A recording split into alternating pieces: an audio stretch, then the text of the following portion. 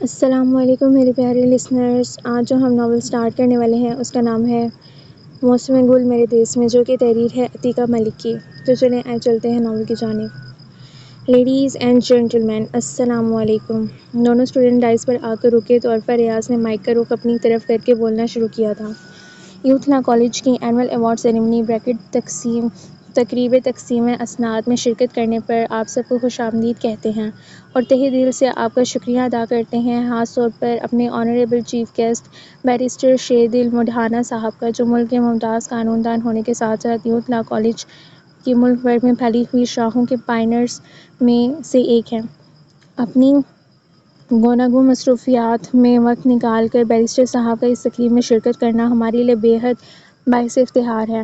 Ladies and gentleman, please go a big hand together to welcome for our honourable chief guest Sher Dil مڈھانا صاحب. بھرپور تعلیم کی گونج سے ہال کے در و دیوار گونج اٹھے تو کمپیٹرز نے مسکرا کر چیف گیسٹ کی جانب دیکھا تھا. جواباً مڈھانا صاحب نے اس تعظیم پر ذرا سا مسکرا کر سر کو ہم دیتے ہوئے شکریہ ادا کیا تھا. عرفہ نے مائک اپنے ساتھی کمپیٹر معظم وقار کے حوالے کیا. اس شہر میں قانون کی تعلیم دینے والے اداروں میں یوتھ لا کالج ایک قدیمی اداروں میں سے ہے، جہاں انصاف کی بات آتی ہے، جہاں مقابلے کی بات ہوتی ہے، جہاں ناموری کا نام آتا ہے، وہاں یوتھ لا کالج کے طلباء کا نام آتا ہے. اس ادارے کے طلباء نے جہاں ہر شعبے میں خود کو منوایا، وہاں یونیورسٹی کی سطح پر مقابلے اور ذہانت کی دوڑ میں صفِ اول پر پہنچ کر اپنے کالج اور اساتذہ کا نام روشن کیا، جیسے ہمارے ساتھی طالب علم سیکنڈ ایئر کے وقاص شہیدی، جنہوں نے 2013 کے اینول ایگزامز میں یونیورسٹی کی سطح پر دوسری پوزیشن حاصل کی. آج کی شام ان کے نام. آج کا فنکشن اس ذہین طالب علم کی ذہانت کو خراج عقیدت پیش کرنے کے لیے. Ladies and gentleman, please go a big hand together for our brilliant student Waqas Shahidi. تعلیم کی گونج میں معظم غفار کی گمبھیر آواز دب کر رہ گئی تھی. اسٹیج کے ایک طرف بیٹھے اسٹوڈنٹ میں سے وقاص شہیدی نے کھڑے ہو کر حاضرین کا شکریہ ادا کیا تھا. اللہ تعالیٰ کے بابرکت نام سے اپنے پروگرام کا آغاز کرتے ہیں. قرآن مجید فرقان حمید کی مقدس اور بابرکت آیات کی تلاوت کے لیے تشریف لاتے ہیں قاری مجاہد حسین. عرفہ ریاض نے اپنی خوبصورت آواز میں اناؤنس کیا اور دونوں اسٹوڈنٹ کمپیوٹر ڈائس سے ہٹ کر اسٹیج پر ایوارڈ کے حقدار قرار پانے والے طلباء کے ساتھ آن بیٹھے تھے. مگر چند ہی لمحوں میں ان دونوں کے چہروں سے اضطراب جھلکنے لگا تھا، کیونکہ قاری مجاہد حسین کو بیک اسٹیج سے آنے میں دیر ہو گئی تھی. کیا ہوا قاری صاحب، کیوں نہیں آ رہے؟ میرا خیال ہے ان کی آمد تک میں کچھ اشعار پڑھ دیتا ہوں. معظم غفار اس سے مشورہ کر کے اٹھا تھا. لیڈیز اینڈ جینٹلمین، تلاوت کلام پاک سے قبل چند حمدیہ اشعار آپ کی نظر کرتا ہوں. معظم ایک دفعہ پھر مائک سنبھال چکا تھا. وقاص، بیک اسٹیج جا کر دیکھو قاری صاحب کیوں نہیں آ رہے. عرفہ نے دھیمی آواز میں وقاص کو بیک اسٹیج جانے کی ہدایت کی تھی. قاری صاحب میرا نکاح پڑھانے گئے ہیں، دیر سے واپس آئیں گے. یہ تمسکرانہ آواز پہلی رو میں بیٹھے ہوئے ایڈوکیٹ زین العابدین کی تھی. وہاں موجود اسٹاف کے چہرے پر مسکراہٹ بکھر گئی تھی. تو پھر تم یہاں کیا کر رہے ہو؟ جواباً کسی نے پوچھا تھا. مگر جس کسی کو سنانے کے لیے یہ بات کہی گئی تھی، اس کے سماعتوں میں یہ الفاظ تیر بن کے اترے تھے، زہر بن کر رگِ جاں میں اترے تھے. یہ کوئی نہیں جانتا تھا، کوئی بھی نہیں جانتا تھا کہ ان الفاظ نے کسی ذی نفس کے ارد گرد وحشتیں بکھیر دی تھیں. اس نے اپنی سماعتوں کو حاضر رکھنے کی کوشش کی تھی. تیری نوازشوں سے، تیرے کرم سے مولا، رحمت کی سبز چادر ہر ایک پر تنی ہے. کچھ اس ادا سے ہم نے اب کہ تجھے پکارا ہے، پر یقین لہجہ اور آنکھ میں نمی ہے. معظم غفار کے خوبصورت رخ میں اترنے والے آواز اس کو ڈھارس دے رہے تھے، اور تب ہی بیک اسٹیج سے قاری مجاہد حسین نمودار ہوئے تھے. وہ گاڑی سے ذرا فاصلے پر کھڑا بیزاری سے پلازا سے باہر نکلتے لوگوں پر نظریں جمائے عاصم کا انتظار کر رہا تھا. اسے اندر گئے نہ جانے کتنی دیر ہو گئی تھی. عاصم جو اسے 2 منٹ انتظار کرنے کا کہہ کر اندر گیا تھا، اتنی دیر کے بعد بھی باہر نہ نکلا تھا تو زین شاہ کی بیزاری کوفت میں بدلنے لگی تھی. ارد گرد ٹھیلے اور ریہڑیوں والے اپنی اپنی آوازیں لگا رہے تھے. یہ شہر کے صنعتی ایریے سے ملحق بازار اور گرد و نواح کا خاصا رش والا علاقہ تھا. سنیں بھائی، ابھی وہ عاصم کو کال کرنے کا سوچ ہی رہا تھا کہ قریب سے ایک نسوانی آواز پر نظریں اٹھا کر دیکھا تھا. گرین کلر کے کاٹن کے سوٹ میں ملبوس، سر پر دوپٹہ اور چہرے پر ٹیروں، تھکن اور گرمی کا شدید احساس لیے وہ اس سے مخاطب تھی. جی؟ وہ اس کی طرف متوجہ ہوا تھا. ایک برگر تو بنا دیں۔ وہ اطمینان سے شولڈر بیگ اتار کر اب پیسے ڈھونڈ رہی تھی۔ جی؟ دوسری طرف زین شاہ کو جیسے کرنٹ لگا تھا۔ مانا کہ اس وقت وہ برگر ٹھیلے کے قریب کھڑا تھا اور سے رف فلیے میں تھا، مگر اب اتنا بھی گیا گزرا نہیں تھا کہ یوں اس سے برگر بنانے کی فرمائش کر ڈالے۔ سو اس حساب سے اس کا جی خاصا لمبا اور قابل توجہ تھا۔ جلدی کریں نا۔ بیگ سے پیسے نکال کر وہ اس کی طرف متوجہ ہوئی تو اسے اپنی طرف تکتے پا کر پھر سے پیاس اور تکن زدہ لہجے میں گویا ہوئی تھی۔ زین نے ادھر ادھر نظریں دوڑائیں، نہ جانے برگر والا کہاں چلا گیا تھا۔ شکر ہے یار تم ابھی تک ادھر ہی کھڑے ہو، ورنہ اس ٹوانے کے بچے نے میرا اتنا وقت ضائع کیا۔ میں تو سوچ رہا تھا کہیں تنگ آ کر تم نکل ہی نہ گئے ہو۔ تبھی عاصم تیزی سے بولتا ہوا اس کے پاس آیا تو زین شاہ نے گاڑی کی ڈرائیونگ سیٹ پر بیٹھتے ہوئے ڈیش بورڈ سے سن گلاسز اٹھا کر چڑھائے اور گاڑی ریورس کرنے لگا تھا۔ گاڑی سڑک پر ڈالتے ہوئے اس نے ایک نظر ان محترمہ کو دیکھا۔ محترمہ کی نظریں خاصی شرمندگی سے اس کے تعاقب میں تھیں، البتہ وہ یہ نہیں جانتا تھا کہ دل ہی دل میں خود کو کوس بھی رہی تھی۔ جی باجی کیا لینا ہے، کیا چاہیے؟ تبھی برگر والا باغم باغ اپنے ٹھیلے پر آن کھڑا ہوا اور اسی افتاد سے دریافت بھی کر رہا تھا۔ عرفہ مجھے یاد نہیں رہا، ذرا سویٹ ڈش کا ڈونگا فریج میں رکھ دینا۔ بھیا کے آواز لگانے پر شازمہ بھابی کچن سے نکلیں اور پھر پلٹ کر اسے ہدایت کرتے ہوئے سیڑھیاں چڑھ گئیں اور بریانی کا مسالہ بھونتے ہوئے اس نے تیز تیز ہاتھ چلاتے ہوئے آنچ دھیمی کی اور ڈونگا اٹھا کر فریج میں رکھا تھا۔ مسالہ تقریباً تیار ہو چکا تھا۔ اس نے پانی ڈال کر ابلنے کا انتظار کیا اور چاول ڈال کر ڈھکن لگاتے ہوئے تیزی سے کچن سمیٹنا شروع کیا تھا، جو کہ لنچ کی تیاری کے دوران خاصا بکھر چکا تھا۔ وہ صرف 2 دن کے لیے گھر آئی تھی۔ پہلا دن تو آرام کرتے ہوئے گزرا تھا، مگر آج لنچ پر بھابی کو خاصی اہتمام کرتے ہوئے دیکھ کر خود کو ان کا ہاتھ بٹانے سے نہ روک سکی تھی۔ اگرچہ صفائی اور اوپر کے کاموں کے لیے ملازمہ موجود تھی، مگر وہ چھوٹے چھوٹے بچوں کے ساتھ بھابی گویا گن چکر بن رہی تھیں۔ ایسے میں عرفہ گھر پر ہوتی تو حتی الامکان ان کا ہاتھ بٹانے کی کوشش کرتی۔ عرفہ کتنی دیر لگے گی؟ تمہارے بھیا کھانے کا پوچھ رہے ہیں۔ بھابی کے کچن میں جھانکنے پر وہ اپنے دھیان سے چونکی تھی۔ بس بھابی بریانی دم پر ہے، میں برتن لگاتی ہوں۔ لنچ کے لیے تیار کی گئی ڈشز ٹیبل پر تک لاتے ہوئے اسے بھول گیا تھا کہ اس نے اپنا موبائل استری اسٹینڈ پر چارجنگ پر لگایا تھا اور بھیا گھر پر ہی تھے۔ جب سے پچھلے چند ماہ سے اس کے موبائل پر نامعلوم نمبر سے میسیجز اور کالز کا سلسلہ شروع ہوا تھا، وہ ایسی غلطی کبھی نہیں کرتی تھی۔ تپش سے بچ کے گھٹاؤں میں بیٹھ جاتے ہیں، گئے ہواؤں کی صداؤں میں بیٹھ جاتے ہیں۔ ہم ارد گرد کے موسم سے جب بھی گھبرا جائیں، تیرے خیال کی چھاؤں میں بیٹھ جاتے ہیں۔ موبائل پر میسیج کی بیپ بجی تو آخری سیڑھی سے نیچے آتے ابوذر ریاض نے موبائل اٹھا لیا تھا اور کچن سے باہر آتی عرفہ کے ہاتھ سے پلیٹ چھوٹتے چھوٹتے بچی تھی۔ ابوذر ریاض لب بھینچ کر موبائل اسکرین پر نظر دوڑا رہے تھے، تبھی موبائل اسکرین پر ایک اور میسیج نمودار ہوا تھا۔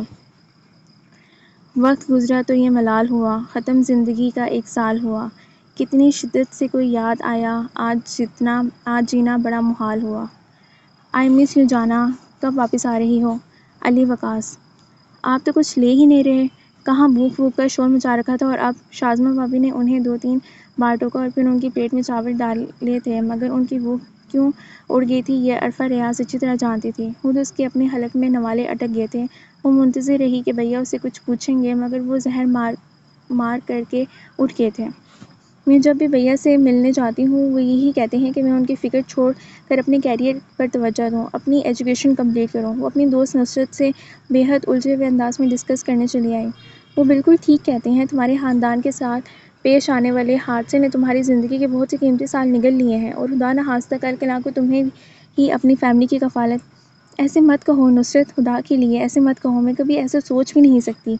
میں ان کے بغیر اپنی زندگی کا تصور بھی نہیں کر سکتی۔ وہ بھائی سے بڑھ کر میرے لیے باپ کی طرح ہیں اور میری وجہ سے، تمہاری وجہ سے نہیں، وہ سب قسمت میں اسی طرح ہوگا۔ نہ تمہارے بھیا کا ارادہ تھا نہ تمہارا، اس میں کوئی قصور نہیں ہے۔ اب اس گھیل سے نکل کر مثبت انداز میں زندگی کے موجودہ رخ کو دیکھو اور تم یہ بھی تو سوچو کہ جب تم ایجوکیشن کمپلیٹ کر کے اپنا کیریئر بنا لوگی تو تمہارے بھیا کو کتنا اطمینان ہوگا، یہ کیس تو کتنا عرصہ لٹکتا رہے گا اور تم اس طرح ان کی فیملی کو سنبھال سکو گی۔ اب یونیورسٹی رول کے مطابق اتنے سالوں بعد میں ڈراپ کیا ہوا فائنل سیمسٹر اسٹارٹ نہیں کر سکتی۔ یوں بھی ایم اے ایجوکیشن سے ہوگا کیا؟ زیادہ سے زیادہ میں ٹیچر لگ جاؤں گی۔ چودھری انکل ہیں نا بائی کے لائر، انہوں نے مجھے اس فیلڈ میں آنے کا مشورہ دیا ہے، مگر میں سوچتی ہوں اس میں تو بہت سے سال لگ جائیں گے۔ سال گزر جاتے ہیں عرفہ، سال گزرنے میں کون سی دیر لگتی ہے، بس تم حوصلہ پکڑو اور زندگی کو وہیں سے جینا شروع کرو جہاں سے تم نے اسے چھوڑا تھا۔ انشاءاللہ ساری مصیبتوں کا حل نکلتا چلا جائے گا۔ اس گھٹیا علی وقار سے تو بات کرنا ہی پڑے گی۔ یہ بلا چاہتا کہ اپنی بہن کے نمبر رومانٹک میسج بھیج کر دل پشوری کر لیں۔ دانت پیستے ہوئے وہ سوچ رہی تھی اور بالآخر فیصلہ کیا تھا۔ پچھلے کئی ماہ سے یہ سلسلہ چل رہا تھا، مختلف قسم کے میسیجز جن میں اسے بڑے رومانٹک القابات سے مخاطب کیا جاتا۔ ہر ہفتے 2 ہفتے بعد کال آ جاتی، مگر اس نے کال اٹینڈ نہ کرنے کا تہیہ کر رکھا تھا۔ حقیقی معنوں میں پہلی بار آج اسے اس صورتحال پر شدید کوفت اور حد درجہ پریشانی کا سامنا کرنا پڑا تھا۔ کافی سوچ وچار کے بعد اس نے سفیر سے رابطہ کرنے کا فیصلہ کیا تھا۔ پتہ نہیں اس کے نمبر پر کال ملے گی یا نہیں۔ نمبر ڈائل کرتے ہوئے وہ وسوسے کا شکار تھی۔ سفیر آرمی میں کیپٹن تھا اور آج کل کسی ہلی ایریا میں پوسٹڈ تھا۔ اس کی باضابطہ طور پر سفیر سے بات طے تھی، دوسرے کزن ہونے کے ناطے بھی وہ بے تکلف ہو کر اس سے مشورہ اور مدد لے سکتی تھی۔ ذہن نصیب، آج دشمنوں نے کیسے یاد کر لیا؟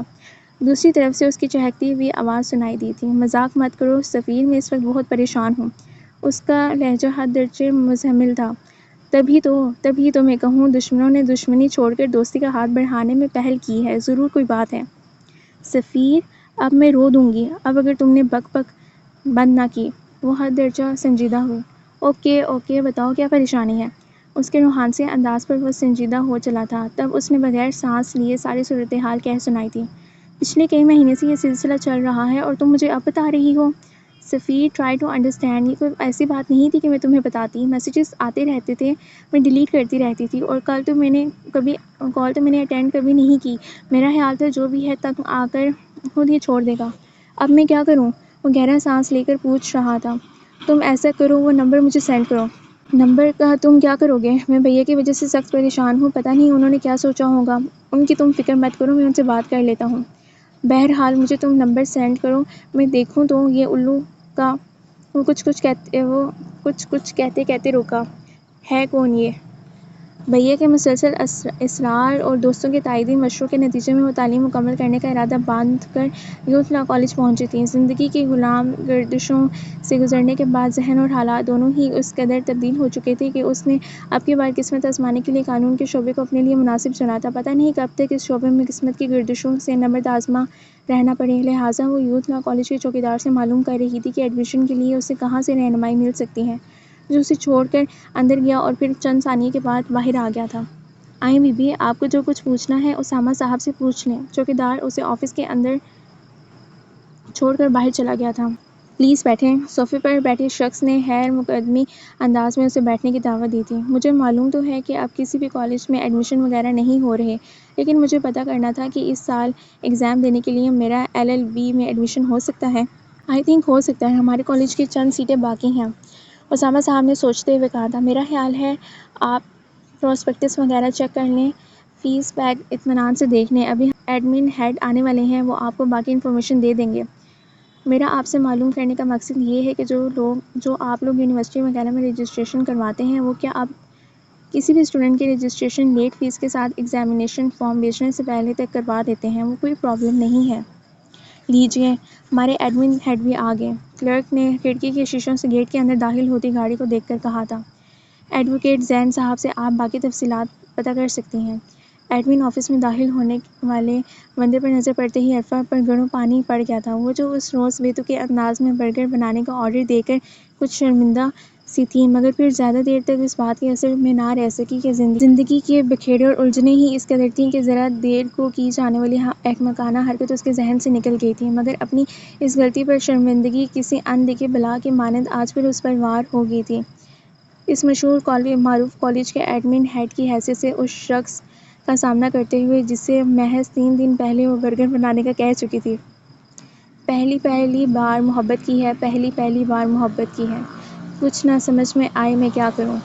بار بار موبائل کی بجتی ٹون بھی اس کی گہری نیند میں خلل ڈالنے میں ناکام رہی تھی، اور ٹون بجتی رہی، حتیٰ کہ اس کی روم میٹ فائزہ کی آنکھ کھل گئی۔ عرفہ پلیز، اس موبائل کو یا تو آف کر دو یا کال اٹینڈ کرو، وہ بے حد جھنجھلا کر کہہ رہی تھی۔ ہیلو، اس نے نیند بھری آواز میں اس کی کال ریسیو کی۔ جانم، اس پہاڑوں کے جانشین کو زحمت دینے کی کیا ضرورت تھی؟ ہمارا آپس کا معاملہ تھا، ہم خود ہی طے کر لیتے۔ دوسری طرف بغیر کسی تعارف کے شروع ہونے والی گفتگو اس کی نیند بک سے اڑا گئی۔ ابھی انہیں سوئے ہوئے محض 1 گھنٹہ ہی ہوا تھا 12 بجے آنے والی یہ کال، اور یہ بھی اتفاق تھا کہ اس شخص کی آواز وہ پہلی بار سن رہی تھی۔ کیا بکواس ہے، کون بات کر رہے ہو؟ اس کا لہجہ خود بہت سخت ہوتا چلا گیا۔ تم نے پہچانا نہیں؟ علی وقاص بات کر رہا ہوں۔ بے تکلفانہ انداز میں یوں کہا گیا گویا وہ کتنا اچھا ریلیشن شپ رکھتے ہوں اور محض اتفاق سے عرفہ کو اسے پہچاننے میں غلطی ہو گئی ہو۔ کون ہو تم علی وقاص، اور تمہارے ساتھ مسئلہ کیا ہے؟ میں ایک ٹیلی کام انجینئر ہوں، اور مسئلہ؟ میرے ساتھ تو کوئی مسئلہ نہیں سوائے آپ کی جدائی کے۔ اس مسئلے کو حل کرنے میں لگا ہوں، عنقریب حل ہو جائے گا، مگر ہائے یہ فراق یار، فی الوقت تو اس سے بڑا مسئلہ کوئی نہیں۔ دوسری طرف ٹھنڈی سانس بھر کر کہا گیا تھا، اور عرفہ کو سمجھ نہ آیا کہ وہ اس بکواس کا کیا جواب دے۔ کیپٹن سفیر کا فون آیا تھا، بڑی بڑکیں مار رہا تھا۔ میں نے بھی کہا تم کون ہوتے ہو ہمارے آفس کے معاملے میں بولنے والے، ہم خود ہی اس معاملے کو نپٹا لیں گے۔ عرفہ نے جل کر کال کاٹ دی اور فون بھی آف کر دیا، مگر اس کی نیند اڑ چکی تھی۔ سو جاؤ، رانگ کالز پر پریشان نہیں ہوتے۔ اسے نیند دراز دیکھ کر فائزہ نے مشورہ دیا اور کروٹ بدل کر آنکھیں بند کر لیں، مگر عرفہ ریاض سو نہ سکی۔ وہ ایسی رانگ کال سپورٹ نہیں کر سکتی تھی۔ اس کا تعلق جس خاندان سے تھا وہاں اس طرح کے مسئلے کوئی بھی مسئلہ بہت آسانی سے بنایا جاتا تھا، اور اگر ایک دن کی بات ہوتی تو وہ اگنور کر دیتی، مگر یہ سلسلہ تو پچھلے 6 ماہ پر محیط تھا۔ سر، جس طرح آپ بتا رہے ہیں کہ پیپرز میں محض چند ماہ باقی ہیں تو میں کورس کور کر لوں گی؟ اس نے کچھ پریشانی سے دریافت کیا تھا۔ وائی ناٹ، آپ کا ایکیڈیمک ریکارڈ شو کر رہا ہے کہ آپ کافی بریلینٹ اسٹوڈنٹ ہیں، اور ہم آپ کو سبجیکٹیو اور آبجیکٹیو کے نوٹس دیں گے پیپرز کے دوران۔ اس کے علاوہ پیپرز کے دوران سلیکٹیو اسٹڈی کے لیے ہر پیپر کا ایک گیس ملے گا۔ سر، مجھے لیٹ فیس کتنی جمع کرانی ہوگی؟ Late face? اس نے چند ثانیے کو سوچا تھا۔ آپ یوں کریں، رولز کے مطابق جو ہماری فیس ہے وہ جمع کروا لیں، ہم آپ سے لیٹ فیس چارج نہیں کریں گے۔ اس نے شائستگی کے ساتھ دی جانے والی رعایت سے آگاہ کیا تو عرفہ خاصی مطمئن ہو گئی تھی۔ اور سر، ہاسٹل؟ یہ بات تو آپ کو سب سے پہلے پوچھنی چاہیے تھی۔ بلڈنگ کے 2nd فلور پر ہمارا گرلز ہاسٹل ہے، اور کالج کے بیک پر الگ بلڈنگ میں بوائز کے لیے اکوموڈیشن ہے۔ تھینک یو سو مچ سر۔ میں ڈاکومنٹس اور فیس کس کو کب جمع کرواؤں؟ عرفہ نے مزید اس کا ٹائم لینا مناسب نہ سمجھا۔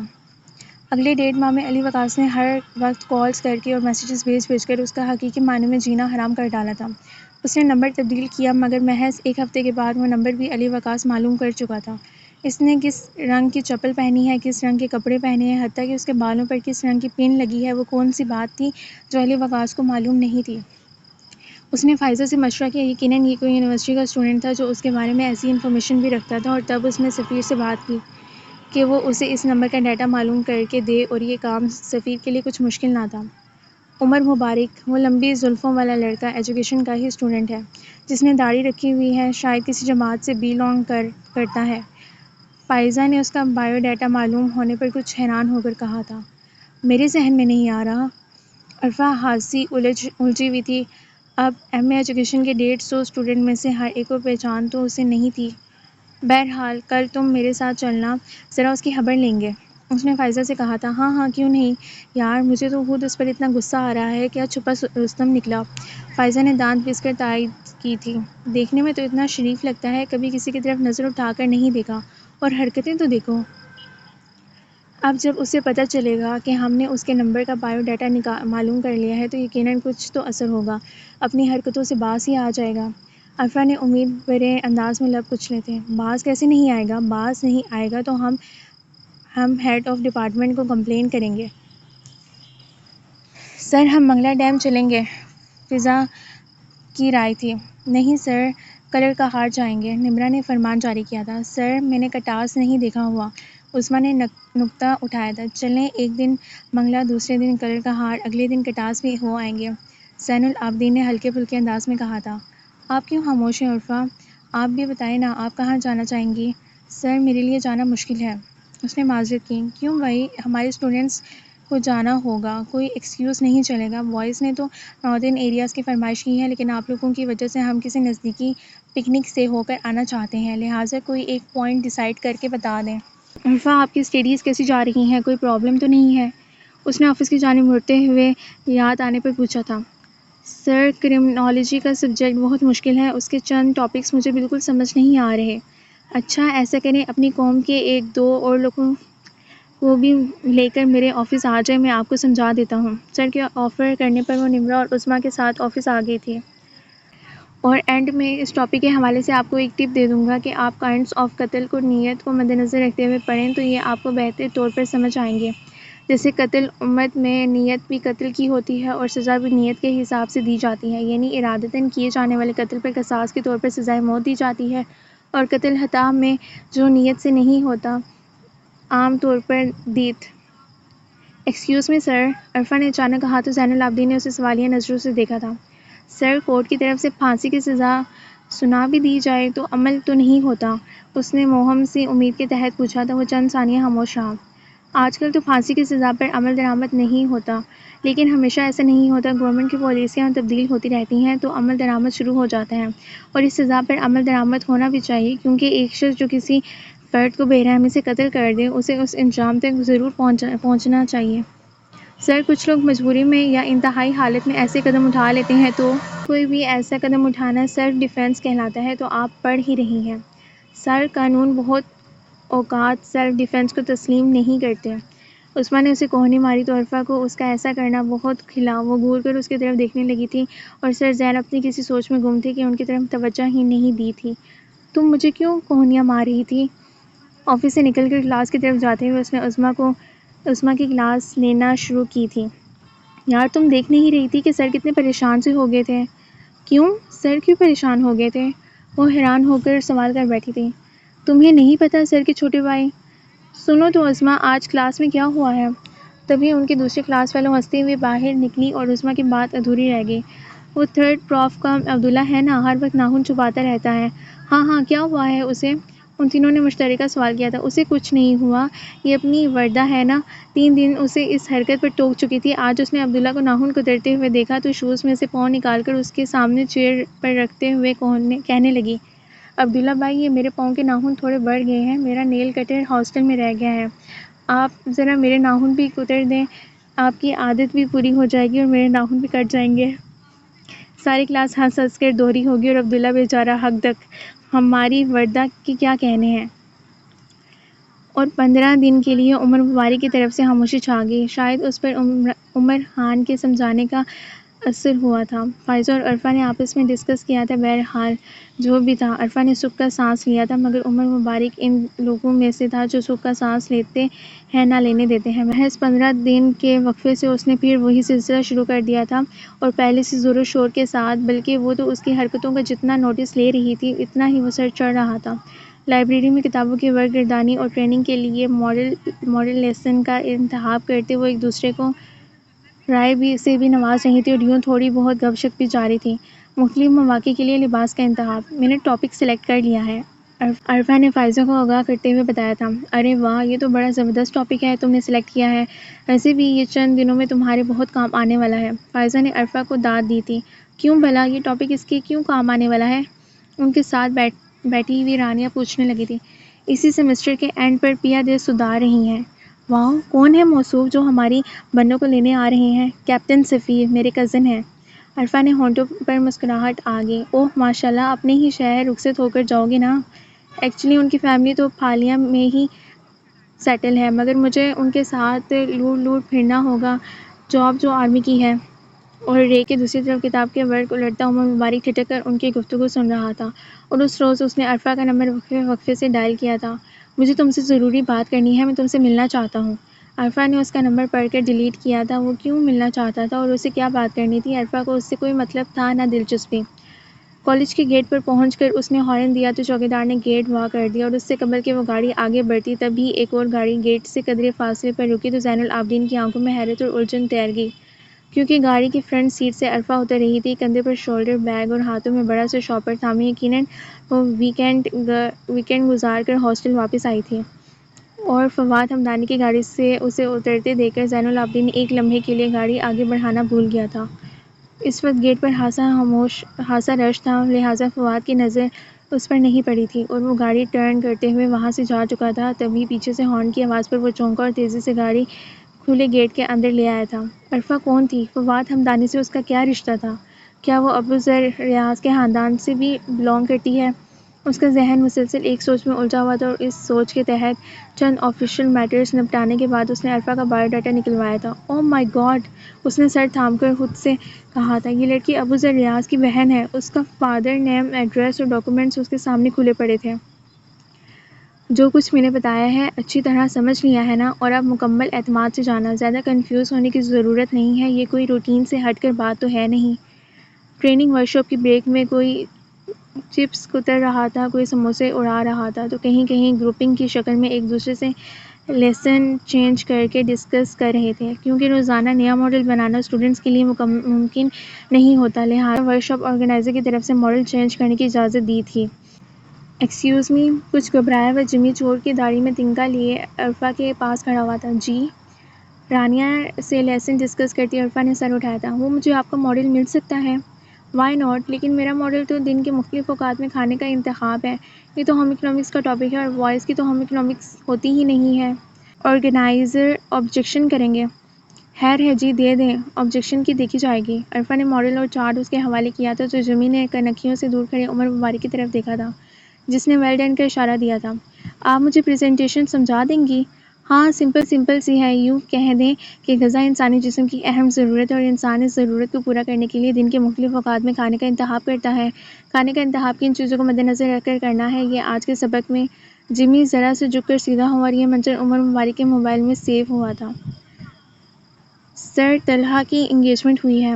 وہ سب گول دائرہ بنائے فضا اور رشنا کے مشترکہ بیڈ پر بیٹھی تھیں۔ اچھا، تمہیں کیسے پتہ چلا؟ نمرہ کے انکشاف پر فضا نے دلچسپی سے پوچھا تھا۔ ہمارے ان کے ساتھ فیملی ٹرمز ہیں۔ چپ ہو جاؤ آپ سب لوگ۔ پرسوں پیپر ہیں اور گپے یوں لگا رہے ہو جیسے جھانکا مانگا میں پکنک منانے آئے ہو۔ عرفا نے چیخ کر ان سب کو خاموش کروایا تھا۔ تو کیا پیپرز کو سر پر بٹھا لیں، نوٹ لکھ کر ہونٹوں پر چپکا لیں کہ پرسوں پیپر ہے؟ فضا نے منہ بنا کر ٹوکا تھا۔ آپ لوگوں کو ذرا بھی کوئی ٹینشن نہیں اور میری جان نکلی جا رہی ہے، یہ ٹاٹ تو میری جان کا وبال بن گیا ہے۔ یہ کوسچن کا کنسنٹ کلیئر کرو، کنسنٹ کلیئر ہو تو کچھ مشکل نہیں لگے گا۔ عثمان نے مشورہ دیا تھا۔ میرا خیال ہے تم صرف سلیبس کے کوسچنز ریوائز کرو، پیپر تو نکل ہی جائے گا۔ اسے نمرہ کا مشورہ قابل عمل لگا تھا۔ تمہارے پاس سلیبس کے کوسچنز ہیں؟ نہیں۔ سر زین کو کال کرو، وہ میسج کر دیں گے۔ اس نے پرسوچ انداز میں موبائل اٹھایا تھا۔ پیپرز کے دنوں میں نوٹس کی ضرورت ہو یا اسٹوڈنٹ کو کوئی پرابلم، ایک ٹیچر کی ڈیوٹی ہوتی اور آج کل سارے اسٹوڈنٹس کو سر زین سے رجوع کرنے کی ہدایت تھی، جو خود بھی بوائز ہاسٹل میں مقیم تھے، جہاں آج کل طلباء کی زور و شور سے کلاسز بھی ہوتیں۔ دوسری طرف بیل جاتی رہی مگر کسی نے کال ریسیو نہ کی۔ I am Irfa sir, I need your help, please attend my call. Message type کرتے ہوئے اسے یقین تھا کہ سر اسے خود ہی کال کر لیں گے۔ کافی دیر تک جب سر کی جانب سے کوئی رپلائی نہ ہوا تھا تو اس نے دوبارہ کال کی تھی۔ ہیلو؟ دوسری تیسری بیل جانے پر انہوں نے کال ریسیو کی تھی۔ سر، میں عرفا بات کر رہی ہوں۔ جی؟ دوسری طرف ہانسی روکھے انداز پر وہ ٹھٹکی تھی۔ سر، یہ ٹاٹ کا پیپر ہے، مجھے تو بہت مشکل لگ رہا ہے اور میری تیاری بھی اچھی نہیں ہے۔ اس نے اپنی مشکل بیان کی۔ اب میں آپ کو تسلی تو دینے سے رہا کہ میں یونیورسٹی کا وی سی لگا ہوں اور آپ کا پیپر کلیئر کروا دوں گا۔ سر کے درست انداز پر وہ ایک دم خاموش ہو کر رہ گئی۔ اب آپ بولیں گی یا میں فون بند کر دوں؟ نہیں سر، وہ مجھے سلیبس کے کوسچن چاہیے تھے تاکہ میں تھوڑی سلیکٹیو اسٹڈی کر لوں۔ اس نے کہا تو جلدی سے تھا مگر اس سے زیادہ جلدی سے کال کاٹ دی گئی اور وہ حیرت سے موبائل ہاتھ میں لیے سوچ رہی تھی کہ سر زین کو کیا ہوا، بھلا میرے ساتھ اس انداز میں کیوں بات کر رہے تھے؟ اور اس کی حیرت بجا تھی۔ لیٹ ایڈمیشن لینے پہ اگر وہ ایگزام دے رہی تھی تو سب سے زیادہ حوصلہ افزائی کرنے والے سر زین ہی تھے اور سب سے زیادہ کورس کو سمجھانے میں ہیلپ بھی انہوں نے کی تھی۔ کافی دیر تک کتاب کی ورق کے بعد کوئی سلیبس کوسچن کا میسج نہ آیا تھا، حالانکہ سلیبس کے کوسچن ہر ٹیچر کے موبائل میں موجود ہوتے، جو کسی بھی اسٹوڈنٹ کے ڈیمانڈ کرنے پر فوراً سینڈ کر دیے جاتے۔ صرف ایک بار وہ مجھ سے باہر ملنے آئے، میں وعدہ کرتا ہوں اس کا نمبر اپنی فون بک سے ڈیلیٹ کر دوں گا۔ اگر وہ مجھے کبھی نظر بھی آئی تو راستہ بدل لوں گا۔ آخر تم کون سی زبان سمجھتے ہو عمر؟ وہ تمہاری کال سننے کی روادار نہیں ہے اور تم باہر ملنے کی بات کر رہے ہو، فائزہ نے کوف سے کہا تھا۔ تم اس کی دوست ہو، تم اسے سمجھاؤ گی تو وہ سمجھ آئے گی۔ کیا سمجھ آئے گی اور ایسی گھٹیا اور بیتوقع بات کیوں سمجھاؤں گی؟ البتہ اب تمہارے سمجھنے کی باری ہے۔ تم اپنی حرکتوں سے باز نہ آئے تو ہیڈ آف ڈپارٹمنٹ کو کمپلین کر دے گی۔ وہ ہیڈ آف ڈپارٹمنٹ کی ایسی کی تیسی، زیادہ سے زیادہ ہیڈ آف ڈپارٹمنٹ مجھے ایکسپیل کر دے گی اور مجھے اس کی پرواہ نہیں ہے۔ میرا کسی اور سبجیکٹ میں ایڈمیشن نہیں ہوا، لہٰذا یونیورسٹی میں وقت گزارنے کے لیے میں نے اس میں ایڈمیشن لے لیا، ورنہ کسی ڈگری کی ضرورت نہیں ہے۔ تمہاری انسلٹ تو ہوگی کہ میری کیا انسلٹ ہوگی؟ انسلٹ تو اس کی ایسی کروں گا وہ یاد رکھے گی. اور 1 منٹ مجھے دینا. اسپیکر آن ہونے کے باعث سے ساری گفتگو سنتی عرفہ نے تیش سے موبائل اس سے چپٹا تھا. تم جیسے کتنے کتے ہوں گے جو لڑکیوں کے پیچھے بوں بوں کرتے لگ جاتے ہیں اور مجھ جیسی ہزاروں لڑکیاں ایسی بونگ پر توجہ دیے بغیر یونیورسٹی سے ڈگریاں لے کر گھر لوٹ جاتی ہیں جبکہ ایسے کتے ان کا کچھ نہیں بگاڑ پاتے. میں کتا ہوں یا انسان؟ اس بات کا فرق تو تمہیں تب پتہ چلے گا جب میں تمہارا نمبر اور پکس فیس بک پر لگاؤں گا اور تمہیں مجھ جیسے ہزاروں کتوں کا کالز موصول ہوں گی. وہ انتہائی واہیات انداز میں کہا لگا کر ہنس رہا تھا. پکس تم اپنی بہن کی لگا دینا، اس نے دانت پیس کر کہا تھا. بہن تو میری کوئی ہے ہی نہیں، البتہ تمہاری جو پکس میں نیٹ پر لگاؤں گا وہ تم خود بھی دیکھ کر حیران رہ جاؤ گی اور تمہارا کیپٹن بھی. کیا بات ہے عرفہ؟ اس کا چہرہ صدمے سے یا پھر تیر سے زرد ہو رہا تھا. اور سب سے پہلے سامنے والی روم کی نمرہ نوٹس لینے آئی تھی اور اسے تکیہ گود میں رکھے گمسم بیٹھی دیکھ کر نوٹس کیا تھا. تم کچھ پریشان لگ رہی ہو. جواباً وہ خاموش رہی. فضا، شبنم، اس کی طرف دیکھو، اسے کیا ہوا ہے؟ ہیں واقعی تمہارا چہرہ کوئی کہانی سنا رہا ہے؟ کوئی کہانی نہیں، اس نے سپاٹ سے انداز میں جواب دیا تھا. پیپر کی ٹینشن ہے. نہ لو ٹینشن، ریلیکس ہو کر تیاری کرو، انشاءاللہ پیپر اچھا ہو جائے گا. نمرہ اسے پرسکون رہنے کا مشورہ دیتی باہر چلی گئی. نمرہ کے جانے کے بعد اس نے سر کا نمبر ڈائل کیا. سر، میں نے آپ سے گیسٹ کوسچن کی ڈیمانڈ کی تھی. اب آپ کو رول نمبر سلپ ایشو ہو چکی ہے اور ہماری کوئی ایسی رسپانسبلٹی نہیں ہے. تو کس کی رسپانسبلٹی ہے؟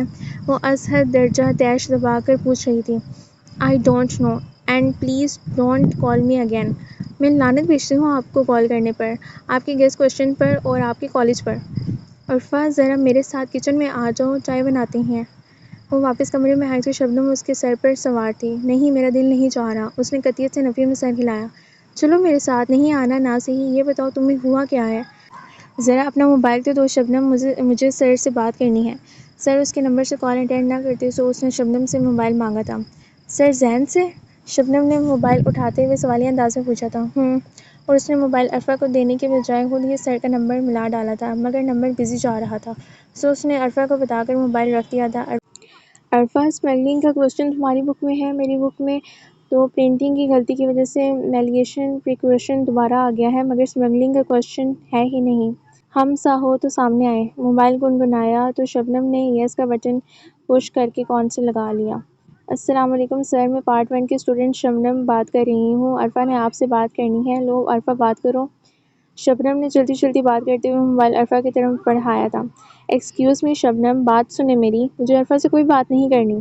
عرفہ نے موبائل کان سے لگایا تو دوسری طرف سے آواز سنائی دی اور فوراً لائن کٹ گئی تھی. اور ہاسٹل کے گراؤنڈ میں 1.5 گھنٹے چکر لگانے کے بعد عرفہ نے کالج پرنسپل کا نمبر ڈائل کیا تھا. سر، مجھے آپ کے کالج سے پیپرز نہیں دینے، پلیز آپ لوگ میری فیس ریٹرن کر دیں. عرفہ، تمہارے ذہن میں کبھی خیال نہیں آتا کہ تم ایک بار اس سے مل لو؟ فائزہ نے کچھ جھجکتے ہوئے سوال کیا تھا. کبھی نہیں، کبھی بھی نہیں. میرا اس سے ایسا کون سا رشتہ ہے کہ مجھے پریشرائز کرے اور میں اس سے ملنے چل دوں؟ اس نے سختی سے نفی کی تھی. رائٹ. فائزہ نے تائید میں سر ہلایا تھا. مجھے لگتا ہے اس نے کسی سے شرط لگا رکھی ہے. فائزہ نے خیال ظاہر کیا. جو بھی ہو. عرفہ نے استہزائیہ انداز میں ناک سے مکھی اڑائی تھی. یہ تو کبھی ممکن نہیں، چاہے وہ کچھ بھی کرے. کہ یہ بھی کوئی طریقہ ہے کہ کسی لڑکی کو فون کر کے دھمکیاں دینا شروع کر دوں؟ اگرچہ عرفہ وہ اس کی بکواس کو سنجیدگی سے لے رہی تھی اور اب تک وہ صرف سنجیدگی سے ہی لیتی آئی تھی، مگر تب اس کی آنکھیں پھٹی کی پھٹی رہ گئی جب عمر مبارک نے اسے اس کی ایک تصویر سینڈ کی. اس کی پریشانی کا عالم ہی تھا اور ازحد درجہ پریشانی کے باوجود اس نے اگلے کئی روز تک عمر کی کالز کو اٹینڈ نہ کر کے اسے مسلسل اگنور کرنے کی پالیسی روا رکھی تھی. تو اس کے دھمکی آمیز میسیجز میں شدت آنا شروع ہو گئی تھی. آئی تھنک مجھے گھر والوں کو اس صورتحال سے آگاہ کر دینا چاہیے. بعض اوقات چھوٹی چھوٹی باتیں بہت سنجیدہ صورتحال اختیار کر لیتی ہیں اور گھر والوں کو تب پتہ چلتا ہے جب پانی سر سے اونچا ہو جاتا ہے. بالکل صحیح، میں بھی یہی سوچ رہی تھی. فائزہ نے تائید کی تھی. سو عرفہ نے نہ صرف سفیر بلکہ بھیا کو بھی صورتحال سے باہر کرنے میں دیر نہیں کی تھی. بچے، آپ نے گھر والوں کو کیوں زحمت دی؟ اگر ایسا کوئی ایشو تھا تو آپ خود ہی مجھے بتا دیتی. اگر ہم اسٹوڈنٹ کے پرابلم سالو نہ کریں تو ہمارا یہاں بیٹھنا تو بیکار ہوا نا. ہیڈ آف ڈپارٹمنٹ میڈم صبرا نے یہ نہایت توجہ سے بات سن کر عرفہ اور عمر مبارک کو بھی بلاوا بھیجا تھا. عمر مبارک پہلے تو عرفہ کو ہیڈ آف ڈپارٹمنٹ آفس میں 2 مردوں کے ساتھ بیٹھا دیکھ کر حیران ہوا اور پھر خود کو انتہائی لاپرواہ ظاہر کرنے کی کوشش کی تھی. 00985 آپ کا نمبر ہے عمر مبارک؟ یس میم. اس نے ان سے آنکھیں ملائے بغیر جواب دیا تھا. اور اس نمبر سے اپنی کلاس فیلو عرفہ ریاض کو بہت سارے میسیجز بھی آپ نے کیے ہیں۔ کلاس فیلو بہنوں کی طرح ہوتی ہیں۔ میڈم سغرا نے عرفہ کا موبائل اٹھا کر ان باکس کھولتے ہوئے پتہ نہیں نصیحت کی تھی یا سوال۔ میں تمہیں کسی کو منہ دکھانے کے قابل نہیں چھوڑوں گا، انہوں نے خود کلامی کے انداز میں میسیجز پڑھا تھا۔ میں تمہیں رسوا کر دوں گا۔ ویری گڈ، استہزائیہ انداز میں انہوں نے تبصرہ کیا تھا۔ میں تم پر تیزاب پھینکوا دوں گا۔ آپ اپنی کوئی صفائی دینا چاہیں گے عمر مبارک؟ میڈم سغرا نے موبائل ٹیبل پر واپس رکھتے ہوئے اپنی چیئر کا رخ اس کی طرف کیا تھا۔ نو میم، اس نے ڈٹھائی سے جواب دیا تھا۔ Okay Umar, you are expelled from this department, اور اگر آئندہ آپ نے اس اسٹوڈنٹ سے کانٹیکٹ کرنے کی کوشش کی یا آپ اس ڈپارٹمنٹ کے ارد گرد میں نظر آئے تو میں پولیس کال کرنے میں دیر نہیں کروں گی۔ عمر مبارک سرخ چہرے کے ساتھ آفس سے نکلا تھا۔ عرفہ، ہمارا پرائیویٹ کالج ہے، ہم اسٹوڈنٹ کو ایکسٹرا آرڈنری فیور دیتے ہیں، مگر اس کا مطلب یہ نہیں ہے کہ اسٹوڈنٹس ہمارے سر پر چڑھ کر ناچیں۔ سر، آپ لوگوں نے اچھا کاروبار کھولا ہے، پہلے لوگوں کو قائل کرتے ہیں اور جب فیس بٹور لیتے ہیں تو اس کے بعد آپ کے اسٹاف کے مس بیہیویئر کی کوئی لمٹ ہی نہیں ہوتی۔ اور تو کسی اسٹوڈنٹ کی کمپلین نہیں آئی۔ مجھے اس سے مطلب نہیں ہے کہ کسی اور کی کمپلین ہے یا نہیں۔ زین العابدین آفس میں داخل ہوا تو پرنسپل عاصم رضا کو فون پر محو گفتگو پایا تھا۔ اوکے، آپ آفس آ جائیں، میں تفصیل سے آپ سے بات کرتا ہوں۔ بیٹھو زین۔ یہ لیٹ کمر اسٹوڈنٹ عرفہ کا کیا جھگڑا ہوا ہے تمہارے ساتھ؟ مجھے اس کی بات پر یقین تو نہیں آ رہا، مگر کر لو اس کی بات پر یقین۔ وہ ایک دم بھڑک کر اٹھ کھڑا ہوا تھا۔ اس نے جو کہا وہ سب سچ ہے۔ وہ دانت پیس کر کہہ رہا تھا۔ کیا مطلب ہے زین؟ تم نے اس کے ساتھ ایسا مس بہیو کیوں کیا ہے؟ عاصم اٹھ کر اس کے پاس آن کھڑا ہوا۔ یہ تو کچھ بھی نہیں ہے، میرا دل چاہتا ہے میں اس کے خاندان کے ایک ایک فرد کو زندہ زمین میں گاڑ دوں۔ اور کس خاندان کی بات کر رہے ہو زین؟ عرفہ کا تعلق کس خاندان سے ہے؟ عاصم نے اس کی بات کاٹ کر الجھن زدہ انداز میں پوچھا تھا۔ یہ لڑکی عاصم، یہ لڑکی ابوذر ریاض کی بہن ہے۔ اسے میں نے فواد صدیقی کی گاڑی سے اترتے دیکھا تھا اور اس کے ڈاکیومنٹس چیک کیے تو مجھے سمجھ آئی کہ یہ واٹ؟ عاصم کو جیسے جھٹکا لگا تھا۔ کیا عرفہ کو پتہ ہے کہ تم؟ پتہ نہیں۔ اگر یہ لڑکی ابوذر ریاض کی بہن ہے تب بھی وہ بیہیویئر ڈیزرو نہیں کرتی۔ شوق سے نکل کر چیئر سنبھالتے ہوئے عاصم نے کہا تھا۔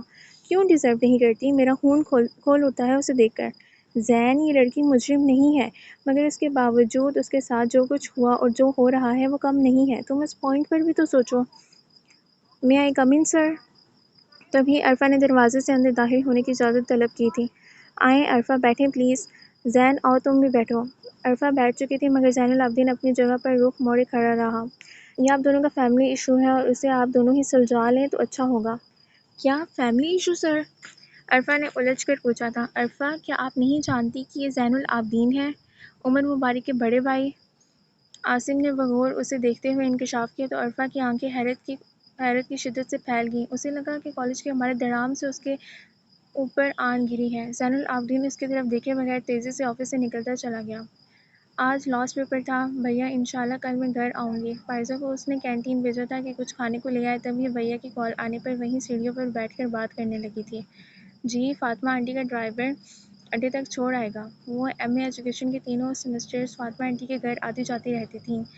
اس شہر میں قیام پذیر ہونے کے باعث اس کی خیر گیری کی ذمہ داری بھی انہوں نے نبھائی تھی۔ میں 8 بجے تک نکلوں گی، 10:30 بجے تک پہنچ جاؤں گی۔ جی، میں نکلتے ہی آپ کو کال کر دوں گی۔ اوکے، اللہ حافظ۔ وہ جو ہی فون بند کر کے پیچھے مڑی، جمی تیزی سے ستون کی آڑ میں ہوا اور پھر کوریڈور کے آخری سرے پر جا کر نمبر ڈائل کرنے لگا۔ وہ بہت دنوں سے عمر کے کہنے پر عرفہ کا تعاقب کر رہا تھا۔ ہاں جی، بولو۔ دوسری طرف عمر نے بیزاری سے کہا تھا۔ زبردست نیوز ہے، وہ کل گھر جا رہی ہے، جمی نے پرجوش انداز میں اطلاع دی تھی۔ کب؟ کس کے ساتھ؟ دوسری طرف عمر بھی الرٹ ہوا تھا۔ یہ بھی دونوں فریقین کی بدقسمتی تھی کہ عمر مبارک کے والدین کی کوچ کمپنی میں تھی اور صبح عرفہ کو کب؟ کس کے ساتھ؟ دوسری طرف عمر بھی الرٹ ہوا تھا۔ یہ بھی دونوں فریقین کی بدقسمتی تھی کہ عمر مبارک کے والد کی کوچ کمپنی میں تھی اور صبح عرفہ کو انہی کی کوچ میں سفر کرنا تھا۔ ایک بڑی کوچ کمپنی کے مالک کا بیٹا ہونے کی حیثیت سے زیادہ تر ڈرائیور اور کنڈکٹر اسے جانتے تھے اور ایسے میں اپنی پلاننگ پر عمل درآمد کرنا عمر کے لیے کوئی مشکل نہ تھا۔ کوچ شہر میں داخل ہوئی تو اس کی رفتار قدرے کم ہو گئی تھی اور خاص طور پر اسٹینڈ کی طرف بڑھتے ہوئے رینگ رہی تھی۔ اگر کسی نے اترنا ہے تو یہیں اتر جائیں۔ ڈرائیور نے 1 منٹ کے لیے بریک لگا کر پیچھے مڑ کر کہا تھا۔ اوفو بھیا، تو یقیناً اسٹینڈ پر ہی ویٹ کر رہے ہوں گے۔ عرفہ خوف سے سوچتے ہوئے اٹھ کھڑی ہوئی تھی۔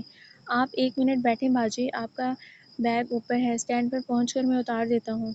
کنڈکٹر نے اسے اٹھتے دیکھ کر کہا تو وہ دوبارہ سے سیٹ پر بیٹھ گئی اور کھڑکی سے باہر شہر کی بے ہنگم ٹریفک کو دیکھنے لگی تھی۔ یہ ابوذر ریاض کی عادت تھی کہ جب بھی عرفہ گھر آنے کے لیے کسی کوچ پر بیٹھتی وہ ڈرائیور سے اس کا نمبر ضرور معلوم کرتی، اور آج انہیں آنے میں کچھ دیر ہو گئی تھی۔ تبھی انہوں نے کوچ کو اسٹینڈ کی طرف جاتے دیکھا تو دھیمی رفتار سے اپنی گاڑی بھی اس کے پیچھے لگا دی۔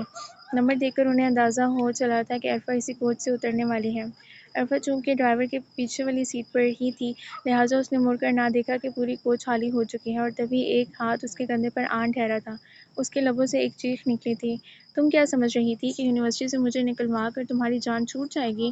میں تو دنیا کے آخری سرے تک تمہارا پیچھا کر سکتا ہوں۔" اس نے دوسرے ہاتھ میں پکڑا رومال اس کے منہ پر رکھنا چاہا تھا۔ ڈرائیور اور کنڈکٹر، جنہیں عمر نے یہ کہا تھا کہ وہ باقی لوگوں کے نیچے اترنے کے بعد اس لڑکی سے کوئی بات کرنا چاہتے ہیں، عرفہ کے تیزی سے چیخ کر اٹھنے اور عمر کے اس کا بازو کھینچنے پر چونکے تھے۔ "کیا کرتے ہیں صاحب؟ یہ بس ہے، کوئی بند کمرہ تو نہیں؟ کتنے لوگ متوجہ ہو جائیں گے۔" ڈرائیور نے بریک لگا کر اس سے کہا اور کنڈکٹر بھی قریب آ کر سمجھانے لگا۔ عرفہ کو موقع ملا، وہ تیزی سے بھاگ کر کوچ کے دروازے پر پہنچی اور عمر کنڈکٹر کو دھکا دے کر ہٹاتے ہوئے اس کے پیچھے آیا، اور اسے روکنے کی کوشش میں عرفہ کی چادر کا پلو اس کے ہاتھ میں آ گیا تھا۔ عرفہ دروازے سے اترتے جھٹکا کھا کر نیچے گری تھی، اس کا سر ننگا ہو چلا تھا۔ یہ منظر گاڑی میں پیچھے آتے ابوذر ریاض نے دیکھا تھا، اور عرفہ کے پیچھے اس کی چادر کھینچنے والے عمر مبارک کو بھی۔ تمام حالات و واقعات، گواہوں کے بیانات، پوسٹ مارٹم رپورٹ اور پولیس انکوائری کو مدنظر رکھتے ہوئے یہ عدالت اس نتیجے پر پہنچی ہے کہ ملزم ابوذر ریاض نے باوجہ ذاتی عناد مقتول عمر مبارک کو بے رحمی سے قتل کیا ہے۔ لہٰذا انصاف کے تقاضوں کو پورا کرنے کے لیے یہ عدالت سابقہ عدالت کے فیصلے کو بحال رکھتے ہوئے ملزم ابوذر ریاض کو سزائے موت کا حکم دیتی ہے۔ کمرہ عدالت کھچا کھچ بھرا ہوا تھا، اور عمر مبارک قتل کیس کے فیصلے کی ہائی کورٹ نے 6 دن پہلے تاریخ دی تھی، اور بالآخر اس تاریخ پر ایک خاندان کی امیدوں کا چراغ لرز کر رہ گیا تھا۔ وہ شعلہ امید بھی بجھ چکا تھا جس کے تحت ان کے دل کو آسرا ملتا تھا کہ شاید یہ عدالت پھانسی کے حکم کو عمر قید میں تبدیل کر دے۔ جہاں بار کے وکلاء کی بڑی تعداد موجود تھی، وہیں دونوں پارٹیوں کی طرف سے بہت سے لوگ احاطۂ عدالت میں موجود تھے، اور عرفہ ریاض بھی، جس کی قسمت میں تقدیر نے یہ دن بھی لکھ ڈالے تھے کہ زندگی گویا بدل کر رہ گئی تھی۔ کیپٹن سفیر کی شادی ہو چکی تھی، اور پھپھو نے اس قصے کو وجہ بنا کر رشتہ ہی توڑ ڈالا تھا۔ اگر بھابھی کے میکے کا سہارا نہ ہوتا تو ان کے بھائی فواد صدیقی نے ہی زیادہ تر کیس کی پیروی میں دن رات ایک کیے تھے، مگر کیس اتنا مضبوط تھا کہ امید کی کوئی صورت نظر نہ آتی تھی۔ "یس فواد صاحب۔" لائر نے ٹرے میں سے کولڈ ڈرنک اٹھا کر ان کی طرف بڑھائی تھی۔ "لو بیٹا، آپ بھی۔" اس نے عرفہ کو لینے کا اشارہ کیا، مگر وہ یوں ہی سر جھکائے بیٹھی رہی۔ حقیقتاً اس کا دل چاہ رہا تھا کہ داڑھی مار مار کے رو دے۔ "فواد صاحب، میں نے بہت کوشش کی، لیکن یقین کریں آپ کسی بھی وکیل کے پاس جائیں وہ آپ کو یہی کہے گا کہ اس کیس میں امید کی کوئی صورت نہیں ہے، سوائے اس کے کہ مقتول کے ورثاء صلح پر آمادہ ہو جائیں۔ وکیل صاحب، ہم اس سلسلے میں ہر ممکن کوشش کر چکے ہیں، پھر بھی وہ کسی صورت صلح پر تیار نہیں ہوتے۔ پھر عمر مبارک کے باپ کے پیسے کی کمی نہیں ہے، وہ کیوں صلح کریں گے؟ آپ لوگ انہیں اس وقت سچویشن سے آگاہ کریں، ہو سکتا تھا کہ ان کے دل میں انسانیت آ جائے، وہ لوگ بات سننے پر آمادہ ہوں تب نا۔" فواد صدیقی نے مایوسی سے کہا تھا۔ "کوئی اپروچ استعمال کرو، کوئی پنچایت کا راستہ ڈھونڈو۔" بھابھی کی والدہ عصمت آنٹی اور فواد بھائی کو سلام کر کے وہ چائے بنانے کے لیے کچن میں چلی آئی تھی، اور جب چائے کی ٹرے لا کر اس نے ٹیبل پر رکھی تو تینوں نفوس بالکل خاموش تھے۔ یا عرفہ کو یوں لگا جیسے وہ اسے دیکھ کر خاموش ہوئے تھے، لہٰذا وہ واپس کچن میں چلی آئی اور بے دلی سے بچی ہوئی چائے کپ میں ڈال کر پینے لگی۔ تھوڑی دیر میں ان دونوں کی واپسی ہوئی تو بھابھی کچن میں آ کر برتن دھونے لگی تھی۔ "بھابھی، فواد بھائی نے بتایا نہیں ثالثی صاحب نے کیا بات کی؟" وکیل صاحب کے ایک جاننے والے کرنل ثالثی کے ذریعے فواد بھائی نے پنچایت کا سہارا لے کر ورثاء سے ایک بار پھر بات کرنے کی کوشش کی تھی۔ "نہیں۔" بھابھی مختصر جواب دے کر اپنے کام میں لگی رہیں۔ "اچھا، میں سمجھی فواد بھائی کوئی ضروری بات کرنے آئے تھے۔" جواباً پھر خاموشی چھائی رہی۔ "ہیں بھابھی؟" اس نے پھر دہرایا تھا۔ "عرفہ۔" بھابھی نے ہاتھ میں پکڑی پلیٹ سنک میں رکھ کر اس کے چہرے پر اداس نظر ڈالی تھی۔ "وہ لوگ بہت مشکل سے ہون بہا پر راضی ہوئے ہیں۔" "کیا واقعی؟" اس نے خوشی سے پوچھا تھا۔ "کتنی رقم کا مطالبہ کیا ہے؟" "رقم نہیں۔" ایک دم اپنی بات ادھوری چھوڑ کر وہ رو پڑی، اور عرفہ پھٹی پھٹی نظروں سے انہیں روتے ہوئے دیکھتی چلی گئی۔ اس کے پاس کوئی حرف تسلی نہ تھا، نہ اپنے لیے نہ ان کے لیے۔ وہی کالج تھا اور وہی در و دیوار اور گیلریاں تھیں۔ لمبے لمبے کوریڈور میں گھومتے بوائز کے بلنگ و بانگ قہقہوں سے دیواریں جنجنا جاتیں، اور لڑکیوں کے شوخ و چلچل قہقہے کمروں میں کھنکاتے پھرتے۔ اگر کوئی تبدیلی آئی تھی تو وہ 2 افراد کے لیے تھی۔ عرفہ حتی الامکان اس کا سامنا کرنے سے کتراتی۔ اگر کوئی ایسا اتفاق ہو بھی جاتا تو راستہ بدل لیتی، اسے زین العابدین کی شعلہ ور نظروں سے خوف آتا تھا۔ عرفہ ریاض کون سی بچی ہے؟ کوریڈور میں بخشو پاپا آوازیں لگاتے پوچھ رہے تھے۔ جی بابا میں ہوں۔ وہ لائبریری کے دروازے پر آن کھڑی ہوئی۔ آپ کو پرنسپل صاحب نے بلایا ہے۔ اچھا، اس نے پرسوچ انداز میں کہا اور اس کے ساتھ ہی آفس کی جانب چل دی۔ مس نویدا کے کچھ پرابلمز چل رہے تھے تو انہوں نے آف لیا ہے۔ انشاءاللہ ہمیں دوبارہ جوائن کریں گی۔ آفس کے دوسری طرف بیٹھے بندے سے بات کرتے ہوئے انہوں نے سر کے اشارے سے عرفہ کو اندر آنے کو کہا تھا۔ پلیز بیٹھیں عرفہ۔ اچھا سر، پھر مجھے اجازت دیں۔ وہ شخص اجازت لے کر چلا گیا تو وہ عرفہ کی طرف متوجہ ہوئے۔ عرفہ، میری زین سے اسٹوڈنٹ لائف سے جان پہچان ہے۔ I think he is very nice man, but آپ کے بھائی کے کیس میں اس نے اور اس کی فیملی نے جس ہردرمی کا مظاہرہ کیا ہے اس کی توقع میں خود بھی نہیں کر سکتا تھا۔ بہرحال آپ مایوس نہ ہوں، ہر مسئلے کا کوئی نہ کوئی حل ہوتا ہے۔ آپ بالکل ٹھیک کہہ رہے ہیں، لیکن اس معاملے میں ہم واقعی بہت مایوس ہیں۔ پچھلے 3 سال سے جس خواری کا سامنا ہمیں ہے اس کا کوئی اندازہ نہیں کر سکتا۔ مجھے اچھی طرح سے آپ کی پرابلمز کا اندازہ ہے۔ میں چاہتا ہوں کہ آپ زین سے اس سارے ایشو پر خود بات کریں۔ جب اسے اندازہ ہوگا کہ عمر کی اس سارے معاملے میں کس قدر غلطی تھی تو یقیناً آپ کی فیملی کے لیے اس کے دل میں سافٹ کارنر پیدا ہو جائے گا۔